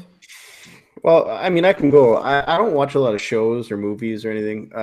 I do watch a lot of YouTube, and going down the YouTube rabbit hole is one of my favorite things to do. And I never know what I'm going to watch. So that's how this week I ended up watching this channel called Nerds Gone Rogue. The name of this channel is Steve 1989 MRE Info, and this guy eats military meal replacements, army meal replacements. So I watched this guy eat a meal from 1944, and like he opens up the tin from 1944, and I watched that all week. It was the best. He ate one from the Boer War, I think. I don't know how he's still alive. Wow. He eats it all, and he loves it. Like, if you look on his channel, one from 1943, and he just opens it up, and he's like a connoisseur, and he'll like hold the crackers and be like, "Oh, they discontinued the salt on crackers in 1966. I don't know why they did that." And he's he's drinking wine, like a sommelier, right? And he'll smell it. He goes through the whole thing. He like shakes it to hear. Oh, it's amazing. And so that's all I watched all week. It was the best. And you've got to hear how he describes it. It's like Gordon Ramsay describing like a filet mignon. It's the best. Wow. It goes into such detail. I'm pimping out his channel because it was so entertaining. And Mike Garcia in the chat says it's probably healthier. All I've watched. It's the best. It is probably healthier than what we got nowadays. I like going down the YouTube rabbit hole too, but I always end up in some weird alt-right problematic positions when I do it. Your recommended channels are concerning, Kill. It gets really it doesn't even start as like a recommendation. Like I'll start watching something like sports related or something because I like sports history a lot, or I'll go start from like Polyphonic, where they're really deep diving on a song, or Trash Theory, who talks about the histories of like bands that don't get talked about a lot. And then it just ends up, such and such destroys such and such because they are a libtard. And I'm like, okay, I guess I'm going to see why this. You don't go in the comment section, do you? No. That'll be the title. No, I'm not going to the comment section. Please. No. You can't dive into the comment section. Please, no. And then like every so often I'll watch I don't agree a lot with the content of the show, but like sometimes if you watch like if I'm watching like a Joe Rogan episode with someone that I am interested in on it, that channel specifically leads to like alt-right real quick. And it's real weird. I'm not saying to the actual channel. No. Just like when you're watching the video and then it says, suggested videos down. Yeah, I can see that because then you'll get like clickbait stuff. Yeah, so and so destroys. I saw someone describe it perfectly that Joe Rogan is basically Oprah for men. Yeah. Oprah for white men. It's Oprah for white men. Yeah, and that's 100% accurate. And my YouTube algorithm is like super fucked up just because that one time I decided I'm gonna watch Louder with Crowder. Biggest fucking regret of my life. That guy sucks. But yeah, YouTube gets real weird real fast. What else are you watching on YouTube, Phillips? I watched a guy camp out in a waterproof hammock in the woods. And my wife could have used that this weekend. It rained. Dude, I love that shit. I like watching the guys go into the backwoods and they like catch a trout and grill it up right there. This guy has a channel called Firebox Stove. I love this stuff. I love YouTube. It's the best. It's so much fun. And so I think that's all I really watched. And I watched a couple camping ones because of the guy eating military surplus meals. And that's really all I watched. And I watch a lot of health and fitness stuff because I love bodybuilding. So I watch a lot of bodybuilding channels too. And that was it for this week. Cool. Corey? Usually I just watch whatever my wife turns on. I don't. 90 Day Fiance. It's been that. Not recently, but it has been that. Sometimes it's Teen Mom. Sometimes it's Real Housewives. None of which are real, but okay. Wow. Fact. But we've been watching this show called Catastrophe on Amazon. It's like a, I don't really know how to explain it. It's a comedy, and it's about this guy who goes overseas for business, and he ends up sleeping with this woman and gets her pregnant. So he ends up moving across the pond to like marry her and have this kid. Like they really like each other. It's not like it was like it was kind of like a wedding. It was kind of like a one night stand that turned into like a week long whatever, and they really liked each other and kept in touch and whatever, and then like found out she was pregnant and they moved across the pond. And it's just like all these nightmare scenarios that you could imagine getting in, and they get into it, and it's really funny. It's one of the funniest shows I think I've ever watched. Each season is only like 6 episodes though, and there's only 4 seasons, but it's still really funny. British show? Nah, I don't know, because the lead character is American, but the show takes place in London, but the lead actress is Irish. So I don't know. I don't know what kind of show it is, but it's really is it like a BBC show? Because a lot of their series are all like no, it's an Amazon Prime original. Okay. Yeah. So, but it's really funny. So I was just gonna say the show has a very like, you could tell if like these two characters didn't have chemistry on screen, the show would never work. But their chemistry is just so good that it's just like, it's really funny. So. Cool. It is a British show. Okay, it's a British show. To answer your question, man. Awesome. Glad we got that. I found that out all by myself without Moose's help whatsoever. I was gonna say, I forgot. I wanted to mention that Anna show that they just dropped, that that Amazon put out. It's an original show. Oh yeah. I've only caught like a little bit of it, and then I think I'm tired to watch the rest of this episode. So I think that's based on something, because I know there was a movie made of the same name. Chemical Brothers did the soundtrack. Yeah, I think you're right. I didn't see the movie. So it's just about a girl who gets rescued, and was like trained, and kind of like a La Femme Nikita type thing or whatever, I guess. Yeah. So like it'd be really interesting. It's been getting good reviews. I've been watching a lot of Criterion Channel stuff, so like a lot of old art movies. Surprise! Or like interviews with people about there's a series called Adventures in Moving Going that's on there, and it'll just be like a personality of some sort. talking about how they got exposed to movies and what kind of movies they like, and semi deep dive into it. Like there's the one with Bill Hader is really good. Nice. The one with Guillermo del Toro is all right. And then, but like I love the way Criterion presents movies. I also like that their channel is not just stuff from their collection. Like they'll do like they're doing a lot of old Columbia Pictures film noir, which is really nice. They had White Heat on there, which is really good. As someone who is like super interested in like the craft of cinema, it's really cool to watch those. As I mentioned earlier, I watched The Third Man again. That's one of my favorite movies of all time. Masculine Feminine by Jean-Luc Godard is really good. But I also understand, like Reba and I watched one. I forget what we were watching. We watched Federico Fellini's Knights of Cabiria, and she's like, yeah, I don't get this. And I'm like, well, what don't you get? She's like, well, it seems like everything is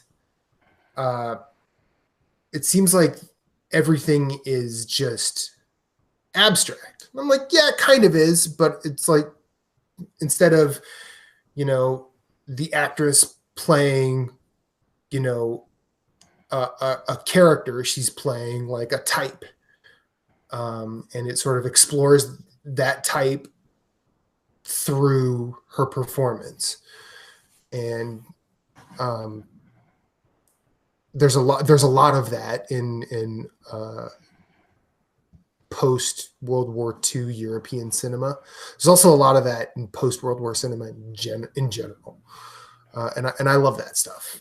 But also, like, I'm watching Game of Thrones, and last week tonight, and I'm watching that. And I will say, with regard, I'm not gonna dig into it, but I'm pissed off that Game of Thrones is where it is. Like, not because it's ending, but because they took a show that was so well written and have done nothing but, at least with the last 2 episodes, they've done 2 just straight wet farts in a row. And it kind of reeks of, like, they don't know how to end the series, so they're just saying, we just have to end this, so we're doing it this way. And I feel like their choices are made poorly. And it kind of contrasts with, like, I'm not going to see Avengers Endgame, but I find it really interesting that the way Corey said, hey, they found a way to tie it all together and make sense, whereas these past 2 episodes have done nowhere close to the justice of making sense that this series of books or world deserves. And it's annoying. I hear there's a Starbucks in Westeros now. Yeah, there is. Yeah. Well, see what like also there's also an Uber, an Uber pool that gets Uber. It's a teleportation that gets everybody to where they need to be, like, super fast. Where it used to take like multiple episodes in prior seasons. They're just like yep, done. There. I think I read an article or I even posted it. I think it was Polygon or somebody wrote it where, like, Game of Thrones is now a video game. Yep. Nice. Yeah, and they compared it to Skyrim, and I'm like, that's true. Mm-hmm. I mean, I never read the books. I read the first one, and then I said I'll just watch the show. And I'm like, I can understand people's frustration over, like, this is not how the books were handled. But then again, when you try and adapt any type of written literature, when you adapt that into a movie, it's tough because it's like you have to deal with the person's imagination. You know what I mean? And sometimes people need to temper expectations, but they don't, because it's like, well, that's not how I would imagine it. It's like, yeah, you're dealing with the inside of your head. Like, it's hard to, like, for somebody to create something and have it look like everybody wants it to look. But I just don't. I don't have the investment with the series as far as, like, because of the books. But I'm feeling like after last night's episode, I'm like, the last couple episodes, I was like, all right, it's okay. Like they're drawing it to a close. I can see what they're doing, but like last night I was just like, this is just straight up trash. Mm-hmm. Like it's just straight. I'm like watching it. I'm like, what is going on? Like Yep. what they should have did instead of 2 short seasons, the last 2 seasons, they should have taken it back out to like 13 episodes each and went like an extra year. They could have split up. This last year did like 6 episodes this year, and next year did 6 episodes, and had the proper ending to the series. Yeah. I think it's like there's the one meme out there where it's like a drawing of a horse. Mm-hmm. It's like over like the 6 episodes, and it starts out really nice in episode 1 and just progressively becomes like a stick figure. Yeah. At season 8, and that is pretty much what it is. And like, can I put in for 1 second? Sorry, because that picture reminded me of something that Keel will appreciate. So someone used that same picture, and so as he's describing it, the front of the horse is beautifully drawn, and the back of it is just this like child stick figure. Someone did it for Slayer, and at the front, for the front of the horse, the well drawn part of the horse is riffs. And the back of the horse is solos, where it's just scrawled by a child. Nice, and it's absolutely accurate. And with Game of Thrones, like specifically, like I only read the first book, but season 1 is note for note the first book. Yeah. So, and I also know that Phillips. What's the last book? Season 5. I can't remember. I've never watched the show. I've only read the books. How many books? There's 4 books. 4, but I thought there was 5. I don't think there's 5 yet. There might be a 5th. If there's the 5th, I haven't read it. But I know that the way they handled Tyrion is quite different in the books than in the show. Mm-hmm. They're going to do subtle differences to make it more adapted for video media. Yeah, and like Move said, that's to be accepted. But like, they're also like with this season specifically, like there's also like there's a literary continuity where you can kind of see cause and effect, and like almost nothing that has happened in the last couple episodes has been really caused. It's just like they're just saying, oh, well, we're going to do all these weird left turns because that's how these characters are, rather than what has happened, rather than think about recent events, which is silly. Well, I've also heard that he talked to him and told them how he was going to end the books. And yeah, I mean, Martin's told them how it was going to happen, and so they kind of like, I guess, are somewhat adapting it. But I also read an article earlier today where it was stated that it's rumored he has the other 2 titles complete. Mm-hmm. The last 2 books, there's 5. Last one came out in 2011, and for those at home or who aren't familiar with it, the first one came out in 1996. So it's been a long journey. He takes his time writing his books, which is fine, because if they're good, take your time. It's like a good game. Take your time writing, make it a good game. But anyways, there's the rumor is that, like I was saying, he's finished the books, and he told them, I won't release them until after you guys finish the series. So there's speculation that he's going to release like the next one coming up, towards the end of the year or early next year, so people can read it. But the risk with that is that you pass away before you finish the series, which is what happened with Wheel of Time and Robert Jordan. Yeah, and they used a ghostwriter to finish the last one, like based on his notes. Yeah, he's getting up there. Yeah, definitely. Yeah. So that's what we watching. 70. He's 70. Sorry. Which is, I mean, that's up there. It's probably not, he's still got about. It's not at death's door, but dying at 70 isn't all that unheard of. No. So I hope I die at 70. I hope I last till 70.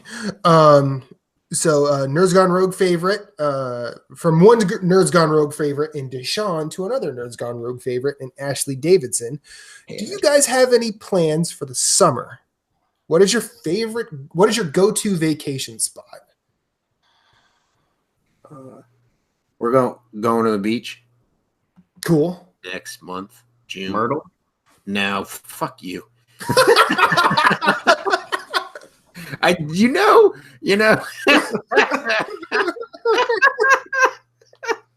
I'll try to be innocent and shit. But that little poke. All right, listen, if you're going anywhere near Myrtle, you go to North Myrtle. Okay, you don't stay in Myrtle Beach because you are insane if you do that. It's just a tourist trap. But I think we're going near Ocean Isle, so it should be fun. Should be nice. It's going to be a little bit secluded, which is fun. The house will have its own pool.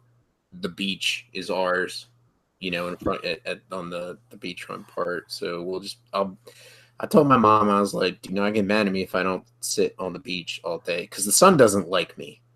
No, I don't like it either. I like being by the beach under some shade. Well, there's a deck, so I said I'll probably be sitting on the deck with a cooler, just reading some books or playing some Switch.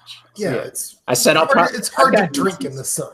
That's where I'd be. Yeah, I've got nieces, so I'll probably hang out with them and we'll go play in the water or something, build some sandcastles and have fun. But then I'll be like, okay, I'm done.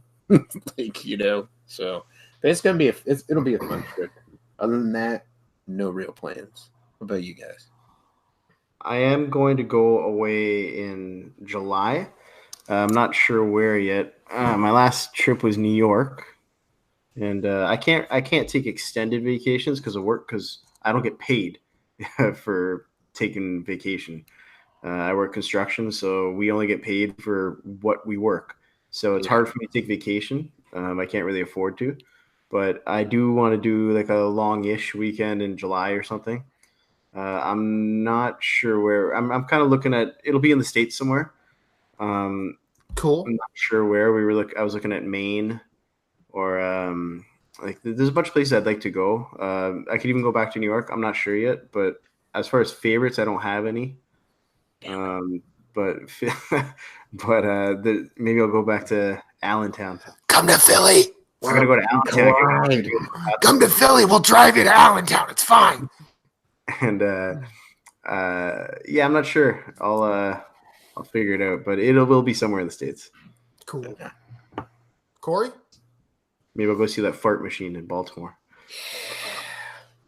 Yeah. It's a good time. Pen post on the website. Go check it out.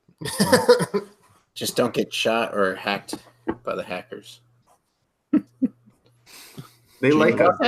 They like us in the States. Well, that's true. They like it. Yeah. You didn't hear about that?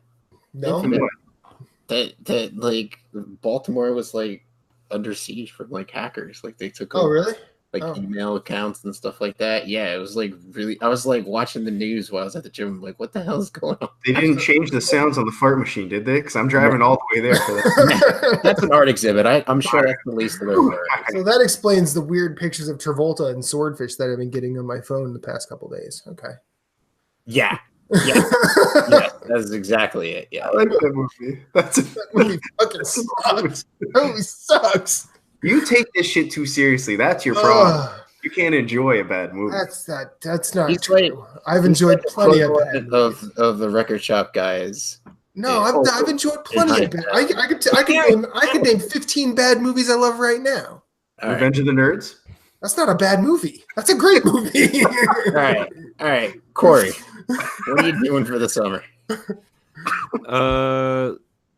I think we're going to the beach at some point, but like you guys, the sun does not like me very much. So yeah, I don't know. We'll see.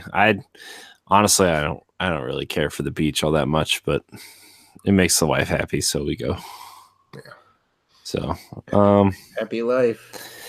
I don't know. For me, it's just kind of like I don't like just sitting there doing nothing. I always have to be doing something. So you have an anxiety about it. Like you're not relaxed because you're just... Yeah, I feel like I need to be doing something. And if I'm laying there, I feel like I'm just wasting time. Yeah. So, yeah, I mean, I think we're going to Atlantic City again because Nice. her family that lives in Philadelphia is going there also. So that's that shouldn't be that bad of a drive for you, right? for us. It's like 10 or 12 hours, actually. I think it's like 8 or 9. No, actually, that's okay. You're gonna drive that with Riley? Yeah. Whew. Benadryl, baby. For him. Children's Benadryl. Ugh. Like, I always say that, and people like at work. I work with females, and some of them are moms, and they just like look at me, and I'm like, I'm not serious, right? Like, I'm just messing around. Hey, man, we are not opposed to drugging the baby to fall asleep. Okay, we fed her like a ton of children's Tylenol last night because she's. Careful, you admit on air, Corey. It's fine. Because she's teething, and she went to bed at 8:00 last night or 8:30. But that's not really drugging her. That's like helping her with her pain. I know, but my mother told me she used to put like sweet vermouth and sherry on my gums when I was teething. Mm-hmm. Nice. So how much did you put on? She's like, oh, I don't know, but you fell asleep pretty quick. That's what you did.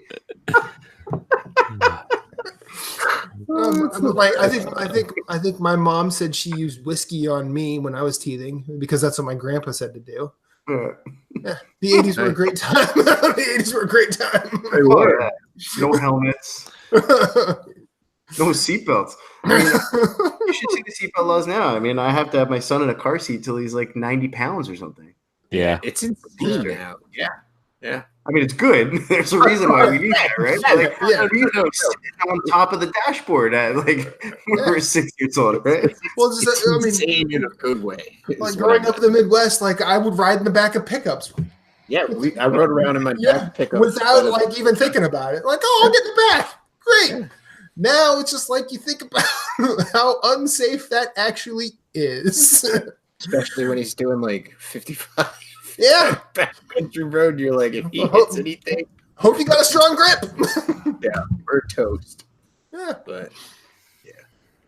Good times. I don't have actually, you know, I hope Reba doesn't listen to the episode this deep in. My favorite vacation spot is my bed. Because the only way I can do a vacation and actually come back relaxed is if I fucking sleep.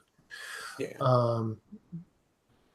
I like going places, don't get me wrong. But if I had to pick, like we were talking about like doing wedding planning and everything still, which is taking some weird turns. We were talking about like our honeymoon. She's like, so where would you like to go? I'm like, to sleep? And she's like, well, we can't do that. I go, why? That's like the best vacation ever. And she's like, well, because that's not what I want to do. I'm like, okay, fair. Why don't you meet in the middle? Yeah. Like sandals. You can sleep in a place that she wants to go to. Yeah, but then like you could just go to like Sandals Resort and just walk around the island, and she can sunbathe, and you can be passed out in the little. Well, we're actually planning something pretty interesting. We're probably going to go to Spain, which is one of the only countries I've been to, but it's actually a really fun place to go. We're hoping to go to Basque Country because I've not been to that region. So okay. So but like whenever I go on vacation, like if I go home to visit family, I'm not relaxing because I get home and I settle back into it's like I'm there in 15 again. So and the way my family dynamic is, like I am the one who's outranked by everybody. So whatever my mom and dad say, it's like, this is how we're going to mess with you today. Amanda, like my sister, completely out fucking ranks me. So are you older? Yeah. No, well, see, here I'm older and more laid back. My sister is very smart, responsible, and true. Yeah, better looking. Yeah, for damn sure. But she's probably like, I think my parents still on some level believe that she's my most likely route to survival. Because they're like, because I remember when I was in high school, my parents were always like, you know what, we're gonna put a stipulation in our will that Amanda has to make sure you have a roof, because we don't know that we can trust you to do that. Now the irony here, they do know you pretty well. like the irony here is I moved to Philadelphia at 23, having never been here. Like I visited for a weekend once. And have existed for 16 years just fine. I got married. I got divorced. I went to college. I got a new career. I feel like I'm surviving okay. I'm worried about you every time you put on the PSVR headset. Like, I'm worried for you. Why? He'll do something because he's Keel. Okay? Like, I'm worried something's gonna happen to you.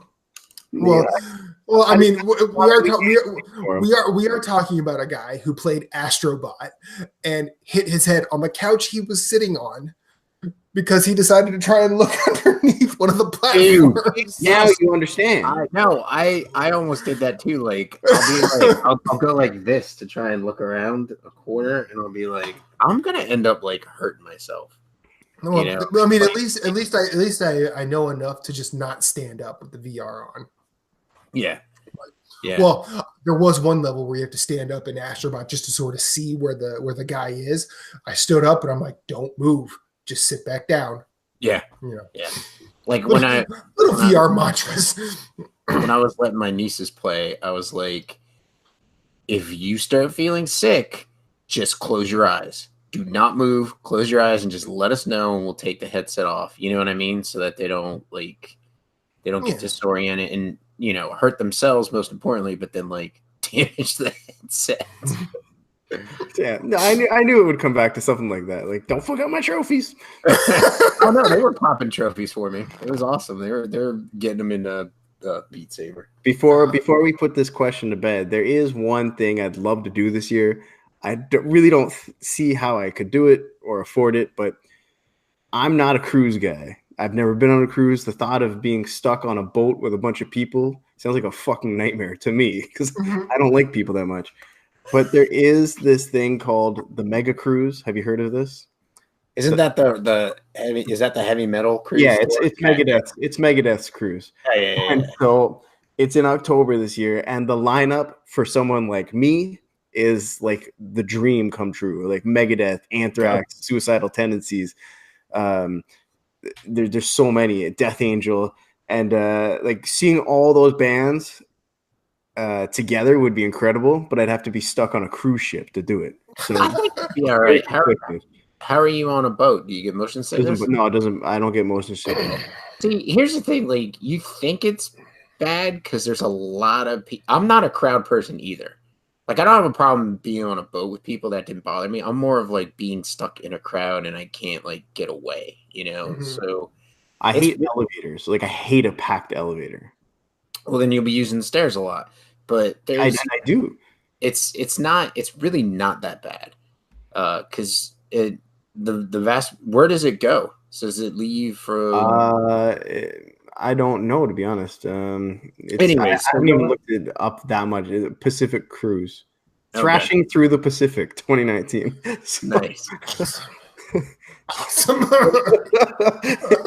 It's so cheap. That is the dumbest great advertising that Megadeth could do. Thrashing through the Pacific.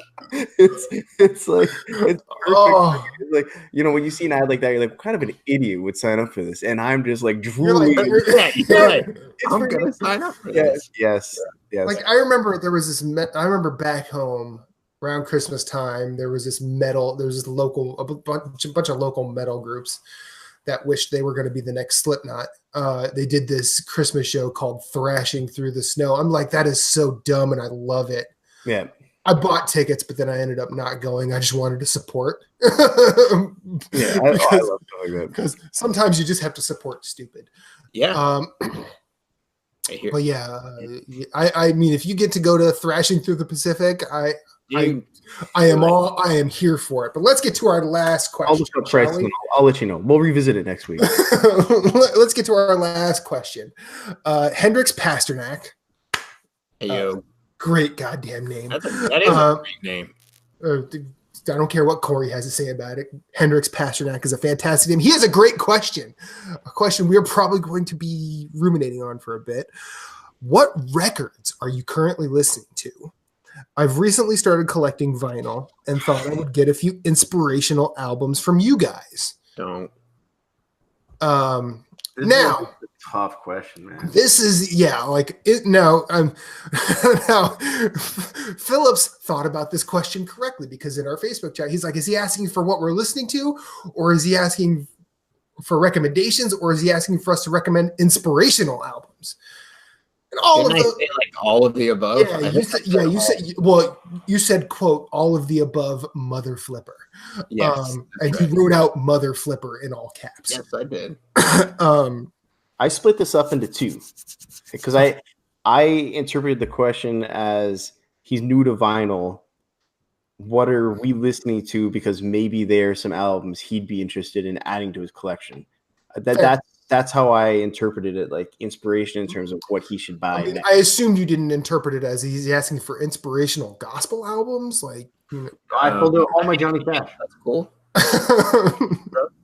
Because what I'm listening to is probably not something that would appeal to him, but I have a couple albums that I'm listening to right now that I'll show. Okay. As well as I got a few that I'm going to stop you real quick because we have to go to the music guy on the show. Corey, what are you listening to? I'm listening to you guys talk about stuff that I don't know anything about. Okay, cool. All right. Any inspirational albums you can recommend? No. Okay. Pass. Not even like Teenage Mutant Ninja Turtles. Well, who was on the first? The first one had MC Hammer, right? And the second one had Vanilla Ice. Yes. Yeah. Well, what about? Wasn't there like the play or the show? It was the coming out of their shells tour. No, it was like the actual. It was the group. I'm not like Phillips thinks I make this shit up. I'm not making. No, I have the cassette tape around here somewhere. See, I know he has the cassette. I mean, I should make fun because I went to see the California Raisins when I was a kid, so that's what I'm imagining. So Corey was 30 years older than me when he went. Oh, that's awesome. You know, one of my great regrets is that I never saw the Evil Dead musical, the stage show. I should have gone to see that. Yeah. Well, okay. You want to go first, Moose? What are you listening to? So I don't have like records as in like vinyl. Sure. We have a vinyl player, but mostly, Kelly bought records when you guys were here. But yeah. I feel like she sort of does that. So yeah, she does that, and we mainly come to the conclusion that like when we go to a concert and we like them, we pick up a record or whatever. Okay. So like I like almost the entirety of the Band of Skulls albums. I like a lot of their stuff. Himalayan was a really good one. Their first one's good, but the Himalayan is, I think, it's 2 vinyls because it's double-sided. That's how long it is. Each vinyl is double-sided. So it's like 2 songs on each side. But anyways, that's 2 songs on each side. And yeah, okay.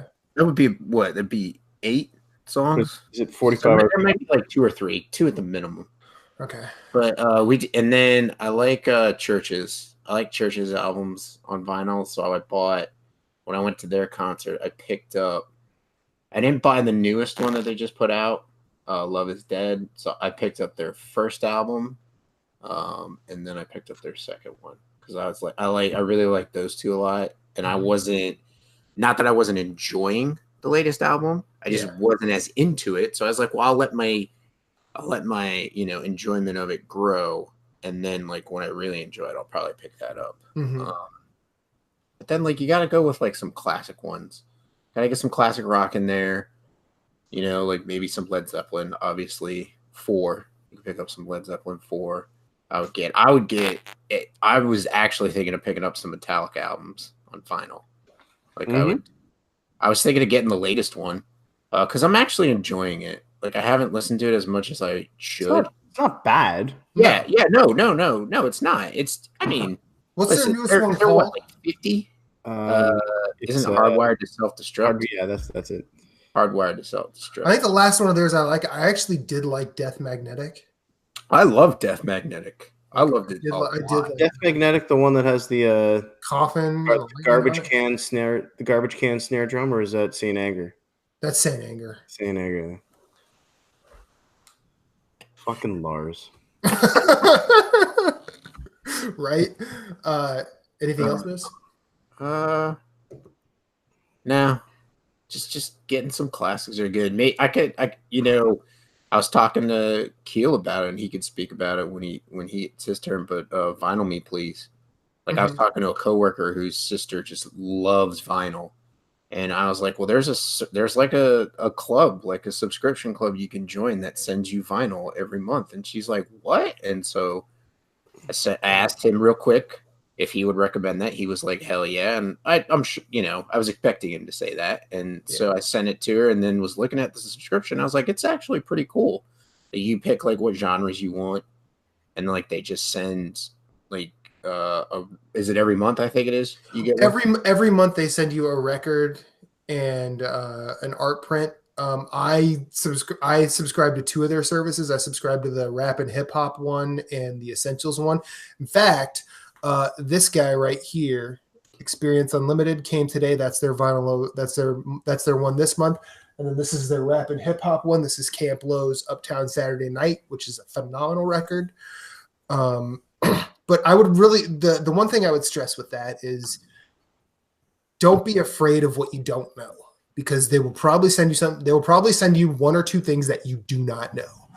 And if you're adventurous and you're okay with like putting down, well, like I think it averages out to about somewhere between 23 and 27 a month for one record, which is, you can find records that price now.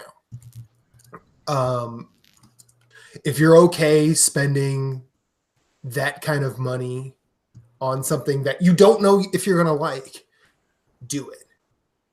Like with me, I'm more interested in trying new things. So if they send me something I don't like, I'm all in on that journey.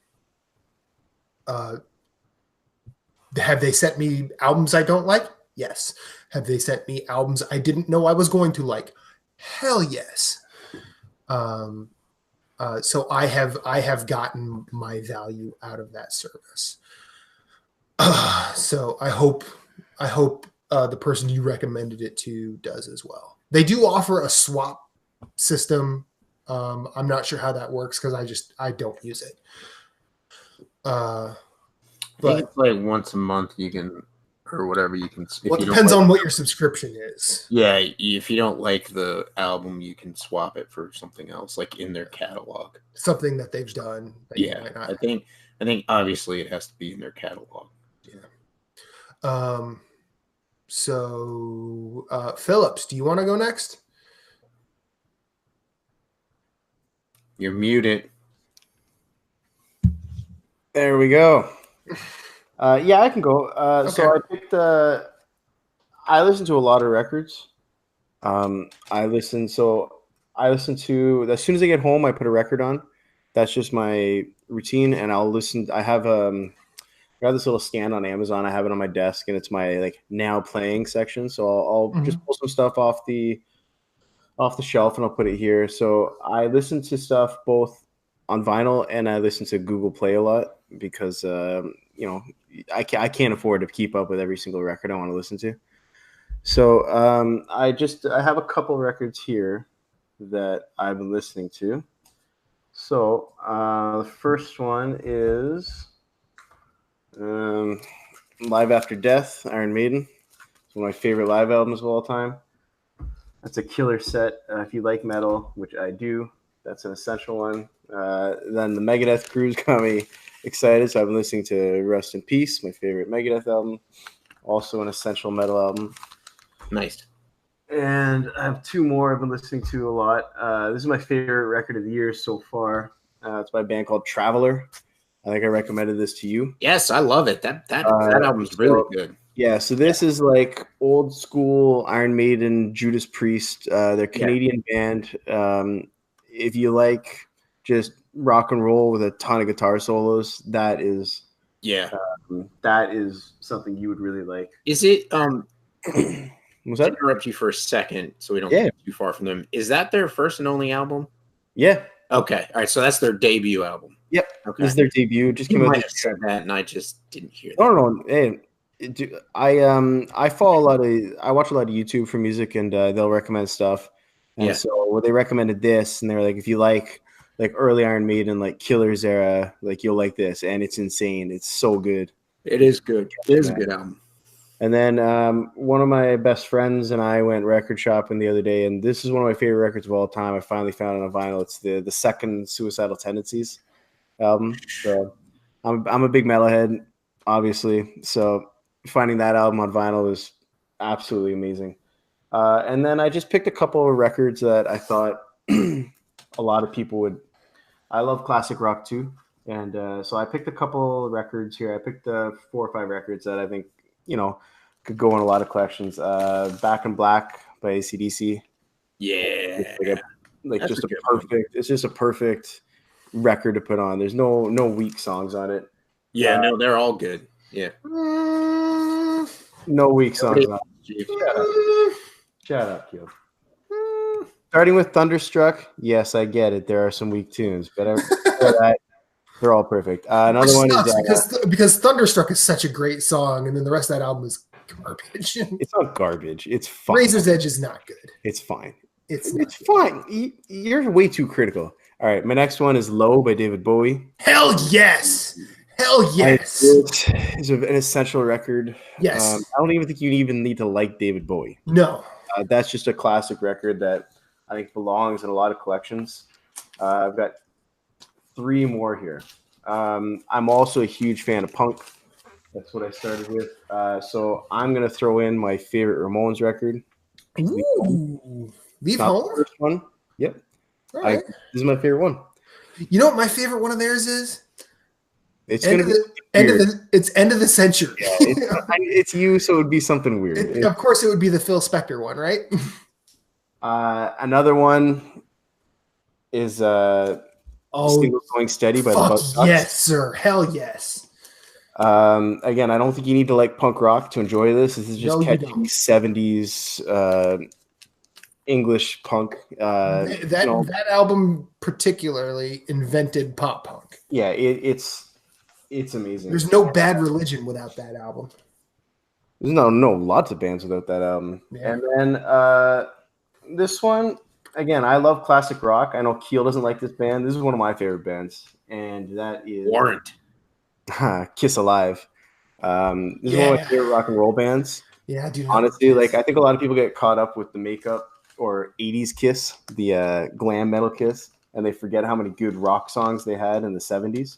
And I think this is Kiss Alive, especially because it's basically the first 3 albums played live, and semi-live, because they touched this up mostly in the studio. I think that's an essential classic rock album to have in the collection. And so those are just a few. Collecting vinyl is dangerous. It's dangerous. It's expensive. Yeah. I mean, I've always been the kind of guy, I don't see the point in owning it if you're not going to listen to it. Like, I don't particularly care to own something just to have it on the shelf. To me, someone else could enjoy it more, or I could trade it for something I'd like more. Mm-hmm. So I think, say you find a band you like. Let's say you pick one of these. You like the David Bowie one I recommend. Then you can go to pick a different one, and you could pick I don't know, Lodger or whatever, or Station to Station. Yeah, and you can kind of go with that. And but yeah, I don't know. Vinyl's a really fun. It's my favorite way to listen to music. I think it's the best way to listen to music, but it can be dangerous. You're getting caught up in all the repressings and everything. So what I've been listening to lately, I've actually been digging into this guy a lot. This I'm so jealous of that. This is Sleep live at Third Man Records. I am not going to confess to being the metalhead that Phillips is, but of the metal bands that I like, these guys are one of my favorites. I was really happy when they came back last year and followed up Dope Smoker with the Sciences, and very good stoner metal. Very fun to listen to. Probably still the high point for stoner metal as a band at this point, in my estimation. I've also been listening to a lot of jazz, particularly this guy, Thelonious Monk. Probably one of the he's probably one of the best jazz pianists ever. I think the way he plays with structure and he inserts like particular goofs into pop melodies is the way he does that is very fun to listen to. On that particular record, Solo Monk, he opens with a cover of a jazz standard called Dinah. And it starts out as kind of like the only way I can really describe it is if like a drunk person is kind of walking, and they take like missteps, and he does that in the song with the way he just sort of bounces between the notes. But at the very end, he turns on like he turns on the fact that he's sitting at a grand piano and can actually play in a virtuosic way. And he closes it with a degree of grandeur. And then my first recommendation, just for something to purchase is, and this is probably stupid because it's my favorite album of all time, Pet Sounds by the Beach Boys. There's nothing really better than that has been put to record, as far as pop music is concerned.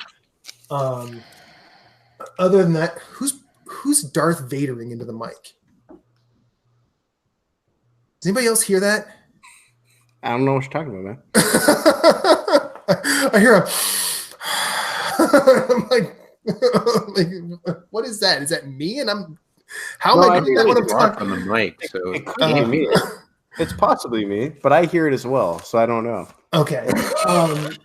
I might be having a stroke. Other recommendations. Other recommendations. Either whether you call it classic rock or metal. Paranoid by Black Sabbath. Isn't that Beastie Boys right below them? Yeah, Beastie Boys, Paul's Boutique. That I was going to get to them next. That is probably That's fine. If there are those slew of albums that people just need to have in their collection, whether or not they actually like them, I would throw Paranoid on that list because I would too. It's a good album. It is front to back, probably one of the early archetypes for the metal album. And very few bands did it better, if any did it better. If any, Iommi is the king of the riff, man. Yeah. I like Frank Zappa's first album, Freak Out by the Mothers of Invention. It's one of my favorite little they're one of my favorite little serious goofballs in terms of music. Frank Zappa was a very smart and astute musician, fantastic and underrated guitar player. I think he's underrated by like non-music fans because like classic rock fans worship him as a guitar player. So do guitar players. Right. But I would actually say, I feel like in the conversation of the best guitarists ever, there are like at least 50 that get mentioned before Zappa. I think he deserves to be in the top 20. Not only because of not just of how good he was, but just how wide a variety he could actually pull off. And and he could just be a 6-string wizard if he wanted to, but he had more ambitions. And just to map out my taste, I'm also a punk guy. I'll recommend anything by The Clash. I also like ska, and I would recommend anything on Two Tone, that record label. Can I go back to Frank Zappa for 1 second? Sure. So I'm a huge Alice Cooper fan. I love Alice Cooper. Both Alice Cooper band and then when he went solo, Alice Cooper. Okay. And one of my favorite stories is like he auditioned for Frank Zappa, and he was like, "Be here at 7." So they didn't know any better, so they show up at 7 in the morning, and not knowing at 7 at night. And so they play for Frank Zappa, and they were like, "What do you think?" And he's like, "I don't get it, but because I don't get it, that's why I'm going to sign you guys." Yep. Mm-hmm. Like that's what he was like. He was like, they're like, "Wow, Frank Zappa doesn't get us. So we're doing something right." Yep. But he was just a great eye for talent too. Mm-hmm. Yeah, Frank Zappa was amazing. Other than that, like, I mean, I have a bunch of weird tendencies as far as music goes. I do too. I almost put Bjork on mine, but I don't know how many. Bjork's not weird. Bjork's not weird at all. Well, that's not a weird tendency. Like Bjork, like if you like, I listen to even Bjork I don't like because it inspires creativity. Believe it or not. I mean, it might be weird for me based on the list that I provide, right? But sure. Like I like ambient music. This guy Gas, really good ambient music, but like it's not ambient as in like ambient with a beat. It is ambience. Like that's what it is. I tried to pick albums for the wall today that I could recommend, and I think all of these here we could talk about on some level. I think everybody needs a bit of Credence. Link Wray's first album where he sang is really good. One of the best instrumental dance albums of all time. Boards of Canada, Music Has the Right to Bear Children. If you're interested in 90s trip hop, check out Portishead's Dummy, which is up to the right. I have that as well. It's outstanding. They have a really good live one too. Yeah, I want to get that one. It's hard to find though. I'll throw it out there. I like Beyonce. Her last 2 albums have been great. Lemonade is really good. Common Up in the Corner. Yeah, Hercules and Love Affair is really good. Dance music. We could talk about music forever. That's the thing. Is like it's where do you stop? Because I also picked this one out as one that like I don't think you have to like punk to like this, and that's Live at the Roxy by Social Distortion. Yeah. I mean, I think they kind of go beyond punk. Like you can be like almost like a hard rock fan and like Social Distortion. It's music is so hard, and collecting records is hard too to recommend, right? Yeah, because you're recommending somebody spend their money on something that you have recommended. So I try to go for like both broad stuff, and then if you like this, you'll also like this, or it's hard because it's so personal, right? Like I mean, if you don't know what someone likes, how can you recommend something for them? The one thing I think, and we can probably close after this unless Phillips has anything to add. If you're going to like, some people, when you talk about collecting vinyl, they're like, "Oh, do you just try and get old stuff?" I'm like, no. If you're one of those people who's going to collect based on like pressings, that's a tricky business to get into. Slippery slope. Like I try more often than not, the first question I'm going to ask myself if I'm holding a record is am I going to enjoy all of this? Because one thing Phillips and I have always sort of shared is like the commitment to a record where you put it on, you drop the needle, and then you just walk and let the music play. You're down and drink a beer. Right. You're not going to get up as soon as the song's over and put it back or try and skip the songs throughout the album. Right.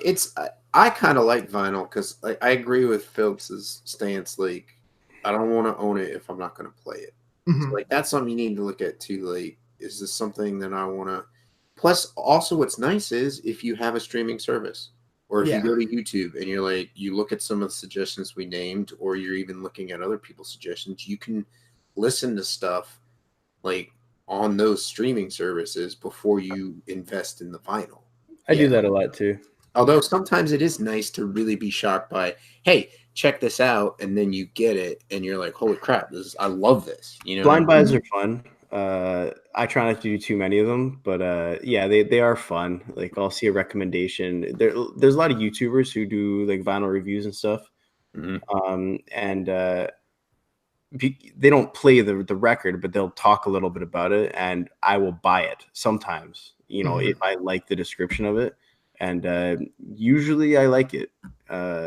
Blind buys are a lot of fun. Like it's fun to find something that you didn't even know about, and then you end up loving it. Yeah, I mean, it's like trying food.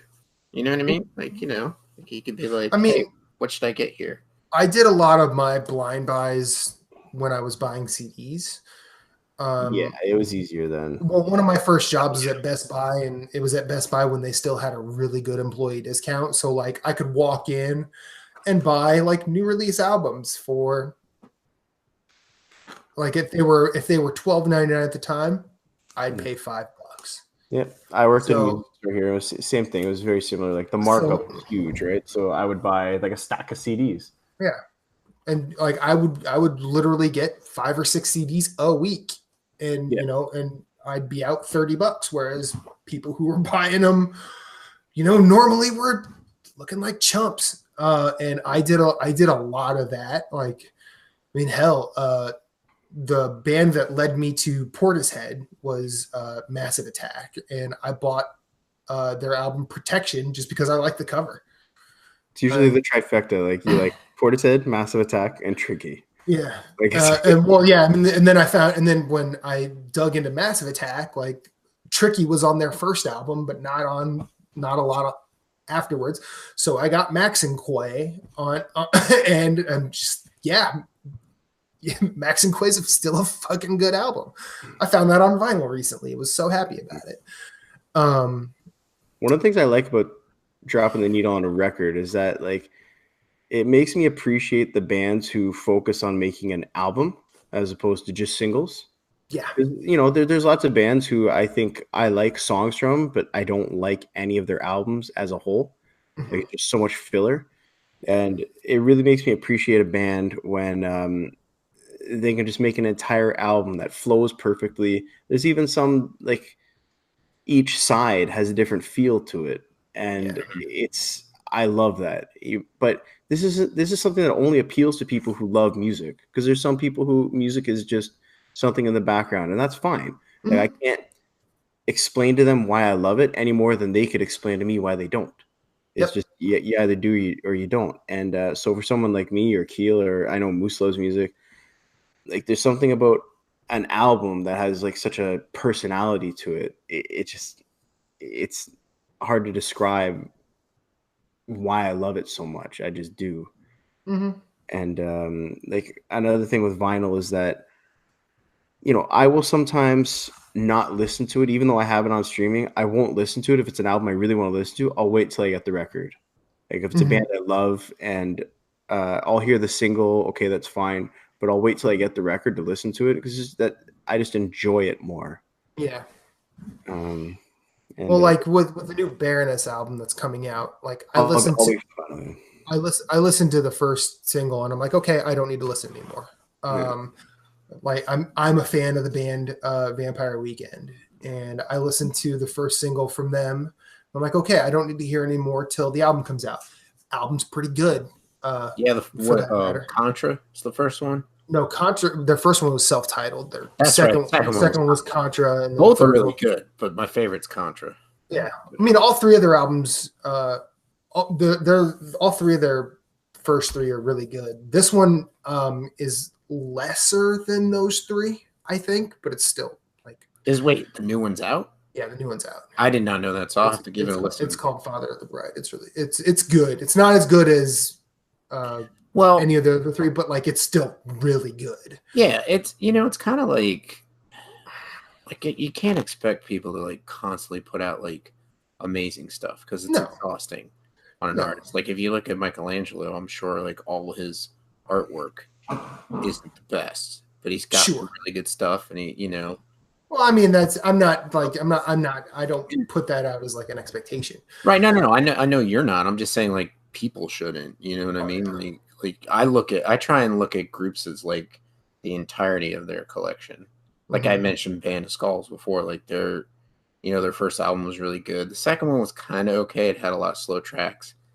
Himalayan was good, and then By Default, which was the album before their last one, it wasn't as good. And so, it's just like, okay, well, their whole collection is decent, and they have like really good albums here or there, but you can't expect like artists when they're trying to grow and trying to, be themselves to like always, catch lightning in a bottle. Sure. If you do end up collecting, I'm sorry. Oh, go ahead. Finish. I was gonna say like I don't know, just something I like about vinyl too is, or even just listening to music. I sometimes like to go through a band's discography and just see where they go. So a band that always blows me away is Led Zeppelin. They put out all these albums in 10 years. Mm-hmm. Mm-hmm. That's it. And then like they just burned out. And I personally, I love Led Zeppelin, so I will sometimes listen to like In Through the Outdoor. I wouldn't recommend it. No. And, like it's for completionists only. I mean, every so often I throw on Presence, and I'm like, yeah, this is still not what they did before. But or even Coda, like it's not something I'd ever recommend. But like, if you look at how, down with it all. if you look at how much good music they put out in such a short time, like one a year, basically, for the first few years. Sabbath was putting out 2 a year. I think they put out their first 2 albums in the same year. Yeah. Well, that was how the record industry was in the 60s. Yeah, and they were like just so good. And now bands can barely put out like a decent single every couple of years. Like it has changed a lot, but that's just something I love about vinyl is just I don't know. This could be a really long conversation, so I'm trying to. Well, here's what I'm going to say. Here's what I'm going to say. I'm going to try and finish my thought about collecting. Only get stuff that you want to listen to. Number one. Number two, don't get into the pressing game because all that becomes really is elitist dick measuring. And don't be afraid of new bands on vinyl either, because the format has come back and it's probably here to stay for a while before it dies out again. And also understand, like, be realistic. Don't go after something because it's like super expensive on Discogs. Stick with what you like. If you don't like it, don't buy it. Don't. Like we tried to do our recommendations like from an objective position and like say why we like this, why it's important. We could do that. We could do that for an entire show if we needed to, or if we had the time. But try and be as smart realistically with your purchases. And I feel like it, and like Moose said, if you're not going to listen to it, don't buy it. Philip said that too. Incidentally, I'll recommend some albums from 2019 real quick. Solange, When I Get Home, Chai, Punk, X-Hex, It's Real. Marvin Gaye released a new album this year, believe it or not. It's called You're the Man. Also, I would check out Sun's Life Metal, Nilüfer Yanya, Miss Universe, and the third album from American Football. Those are what I would recommend from this year so far. If no one has anything else, I think we can call that a show. I showed my favorite album of the year already. Yeah, I heard you, Traveler. I'm going to say, if you're going to take the time to buy vinyl and collect it, I think it's worth your time to invest in quality inner and outer sleeves. Yes. For your records. If it comes in a lot of times like a paper one, personally, I keep the sleeve, but I take it and I put it in a quality inner sleeve. Mm-hmm. And I do keep the paper one, but I don't keep my record in there. It just, if you're going to spend the money on the record, take care of your record. Like, it's going to sound better and last longer. And get a brush. Get a yeah. get a vinyl brush. You can get the what's that, the Spin Doctor kit, like if you have a bunch of, if you want to get into the more expensive stuff. But yeah, the brush, just the brush. Give it a brush before you put it on the turntable. That's it. Mm-hmm. I mean, hell, I put it on the turntable, let it spin, and brush it. Well, that's what I do. Yeah. So, and you work from the outside to the inner. Mm-hmm.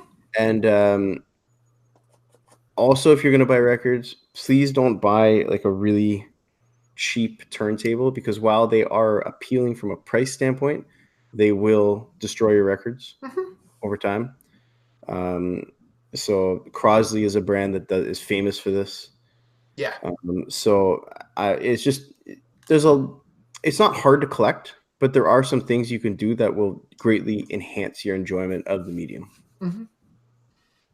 Like my record player that stands up. Like, I looked into that pretty harshly before I backed it on Kickstarter, because I was worried about exactly what Phillips is talking about. And I looked into how they counterweighted the needle, like, because I didn't want that to just lean into the record, just dig another groove, and then ruin the needle and the record. Like, I invested in a nice turntable because it's worth it to me. Mm-hmm. Because it's like my main source of entertainment, even more than my computer and more than my TV. Nothing compares to the use that my turntable gets. So I invested in a decent turntable. Right. Okay. So we are like 30 minutes past my heart out, so I should get going. So let's end this. This has been episode 145, Nerds Gone Rogue, for Corey, who had a baby wake up, so he has exited the show for the time being. Thank you for being here. You can find us at Nerds Gone Rogue on Twitter, NGR Radio Podcast Official on Instagram. Email us at ngrradiopodcast@gmail.com. And check out everything we do on nerdsgonerogue.com. You can find me at infinite_rewind on Twitter. My name is Matthew Keel. Captain Canada, say goodbye. Bye-bye. You can only find him here. You can't find him anywhere else.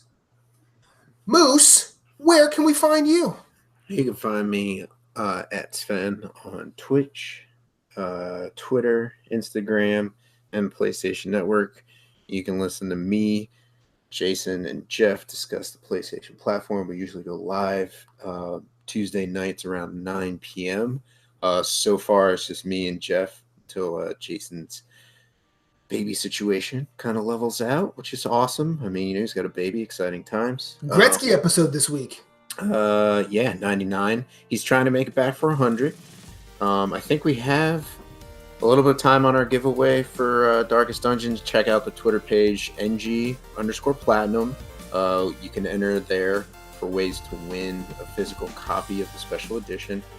And then you can also email us questions, comments, and concerns at nerdsgoneplatinum@gmail.com. That's it.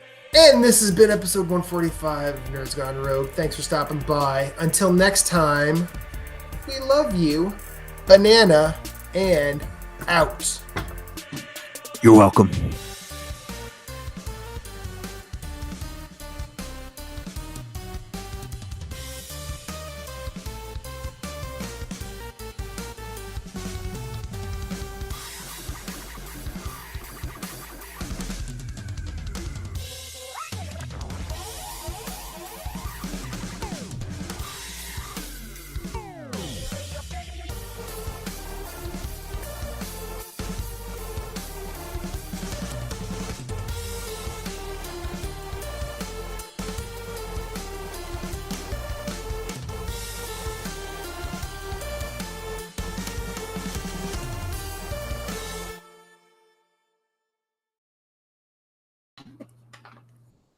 The Hangout on air is live.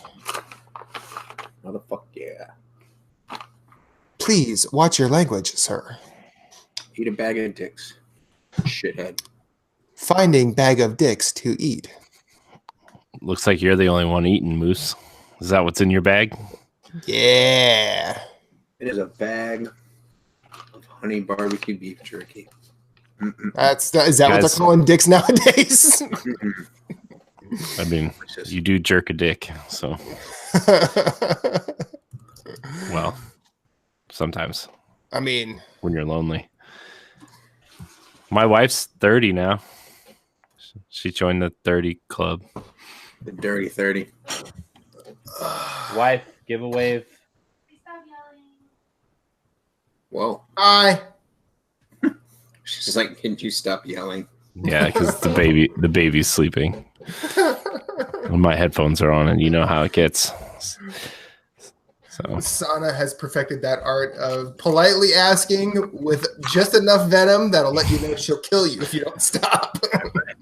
Please stop yelling, or I will murder you. I love you, but you will fucking die.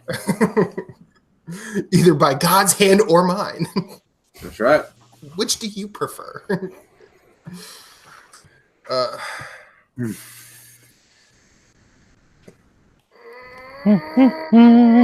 I only have one game to talk about this week. it's one more than I got. And I'm excited to talk about it. Well, I will mention The Division again. Because Well, I got the platinum in it. I played a few games, actually. Congratulations again. Thank you.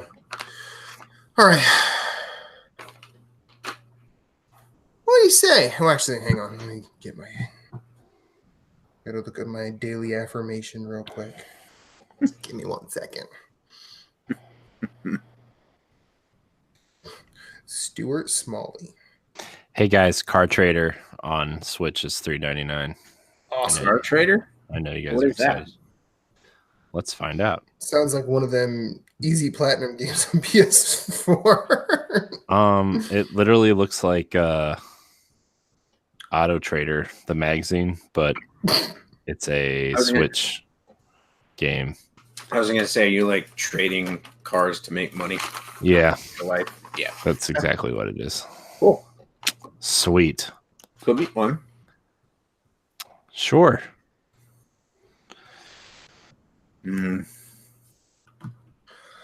Beef jerky. Yes.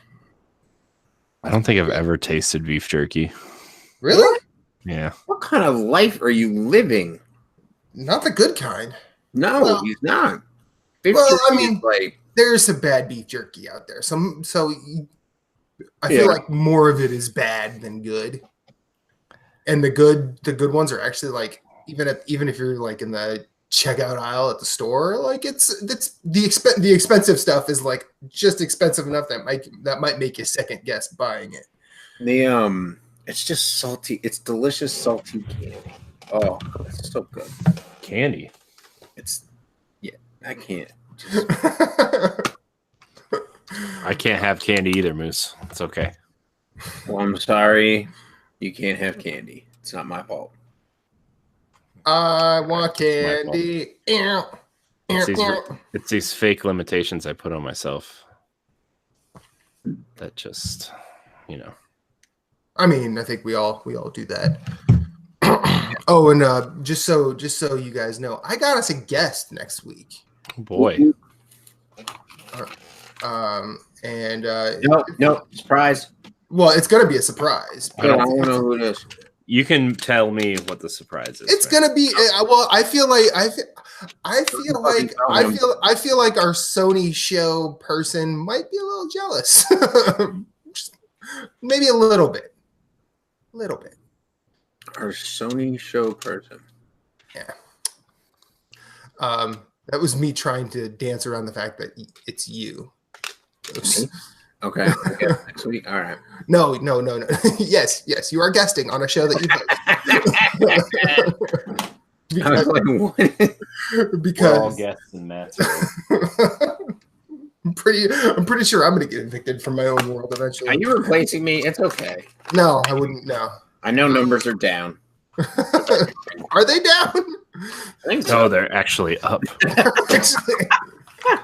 Because I remember Corey sent that picture of 339% more downloads this week. We're like, what's happening? Well, it's up another 33% this week. So 360 or great. I'll take it. I guess I could look it up, but don't look at the numbers. It's the first thing that pops up when you click on, like when you go into the Podbean menu and you click on my podcast, the first thing it brings up is like, this is how many downloads you've had the last like 30 days, 14 days, percentages up, whatever. And then it gives you this big chart. So it slaps you in the face with unrealistic expectations or heartbreak. Great. Both. All right, welcome to the internet. That's why. Welcome to the internet.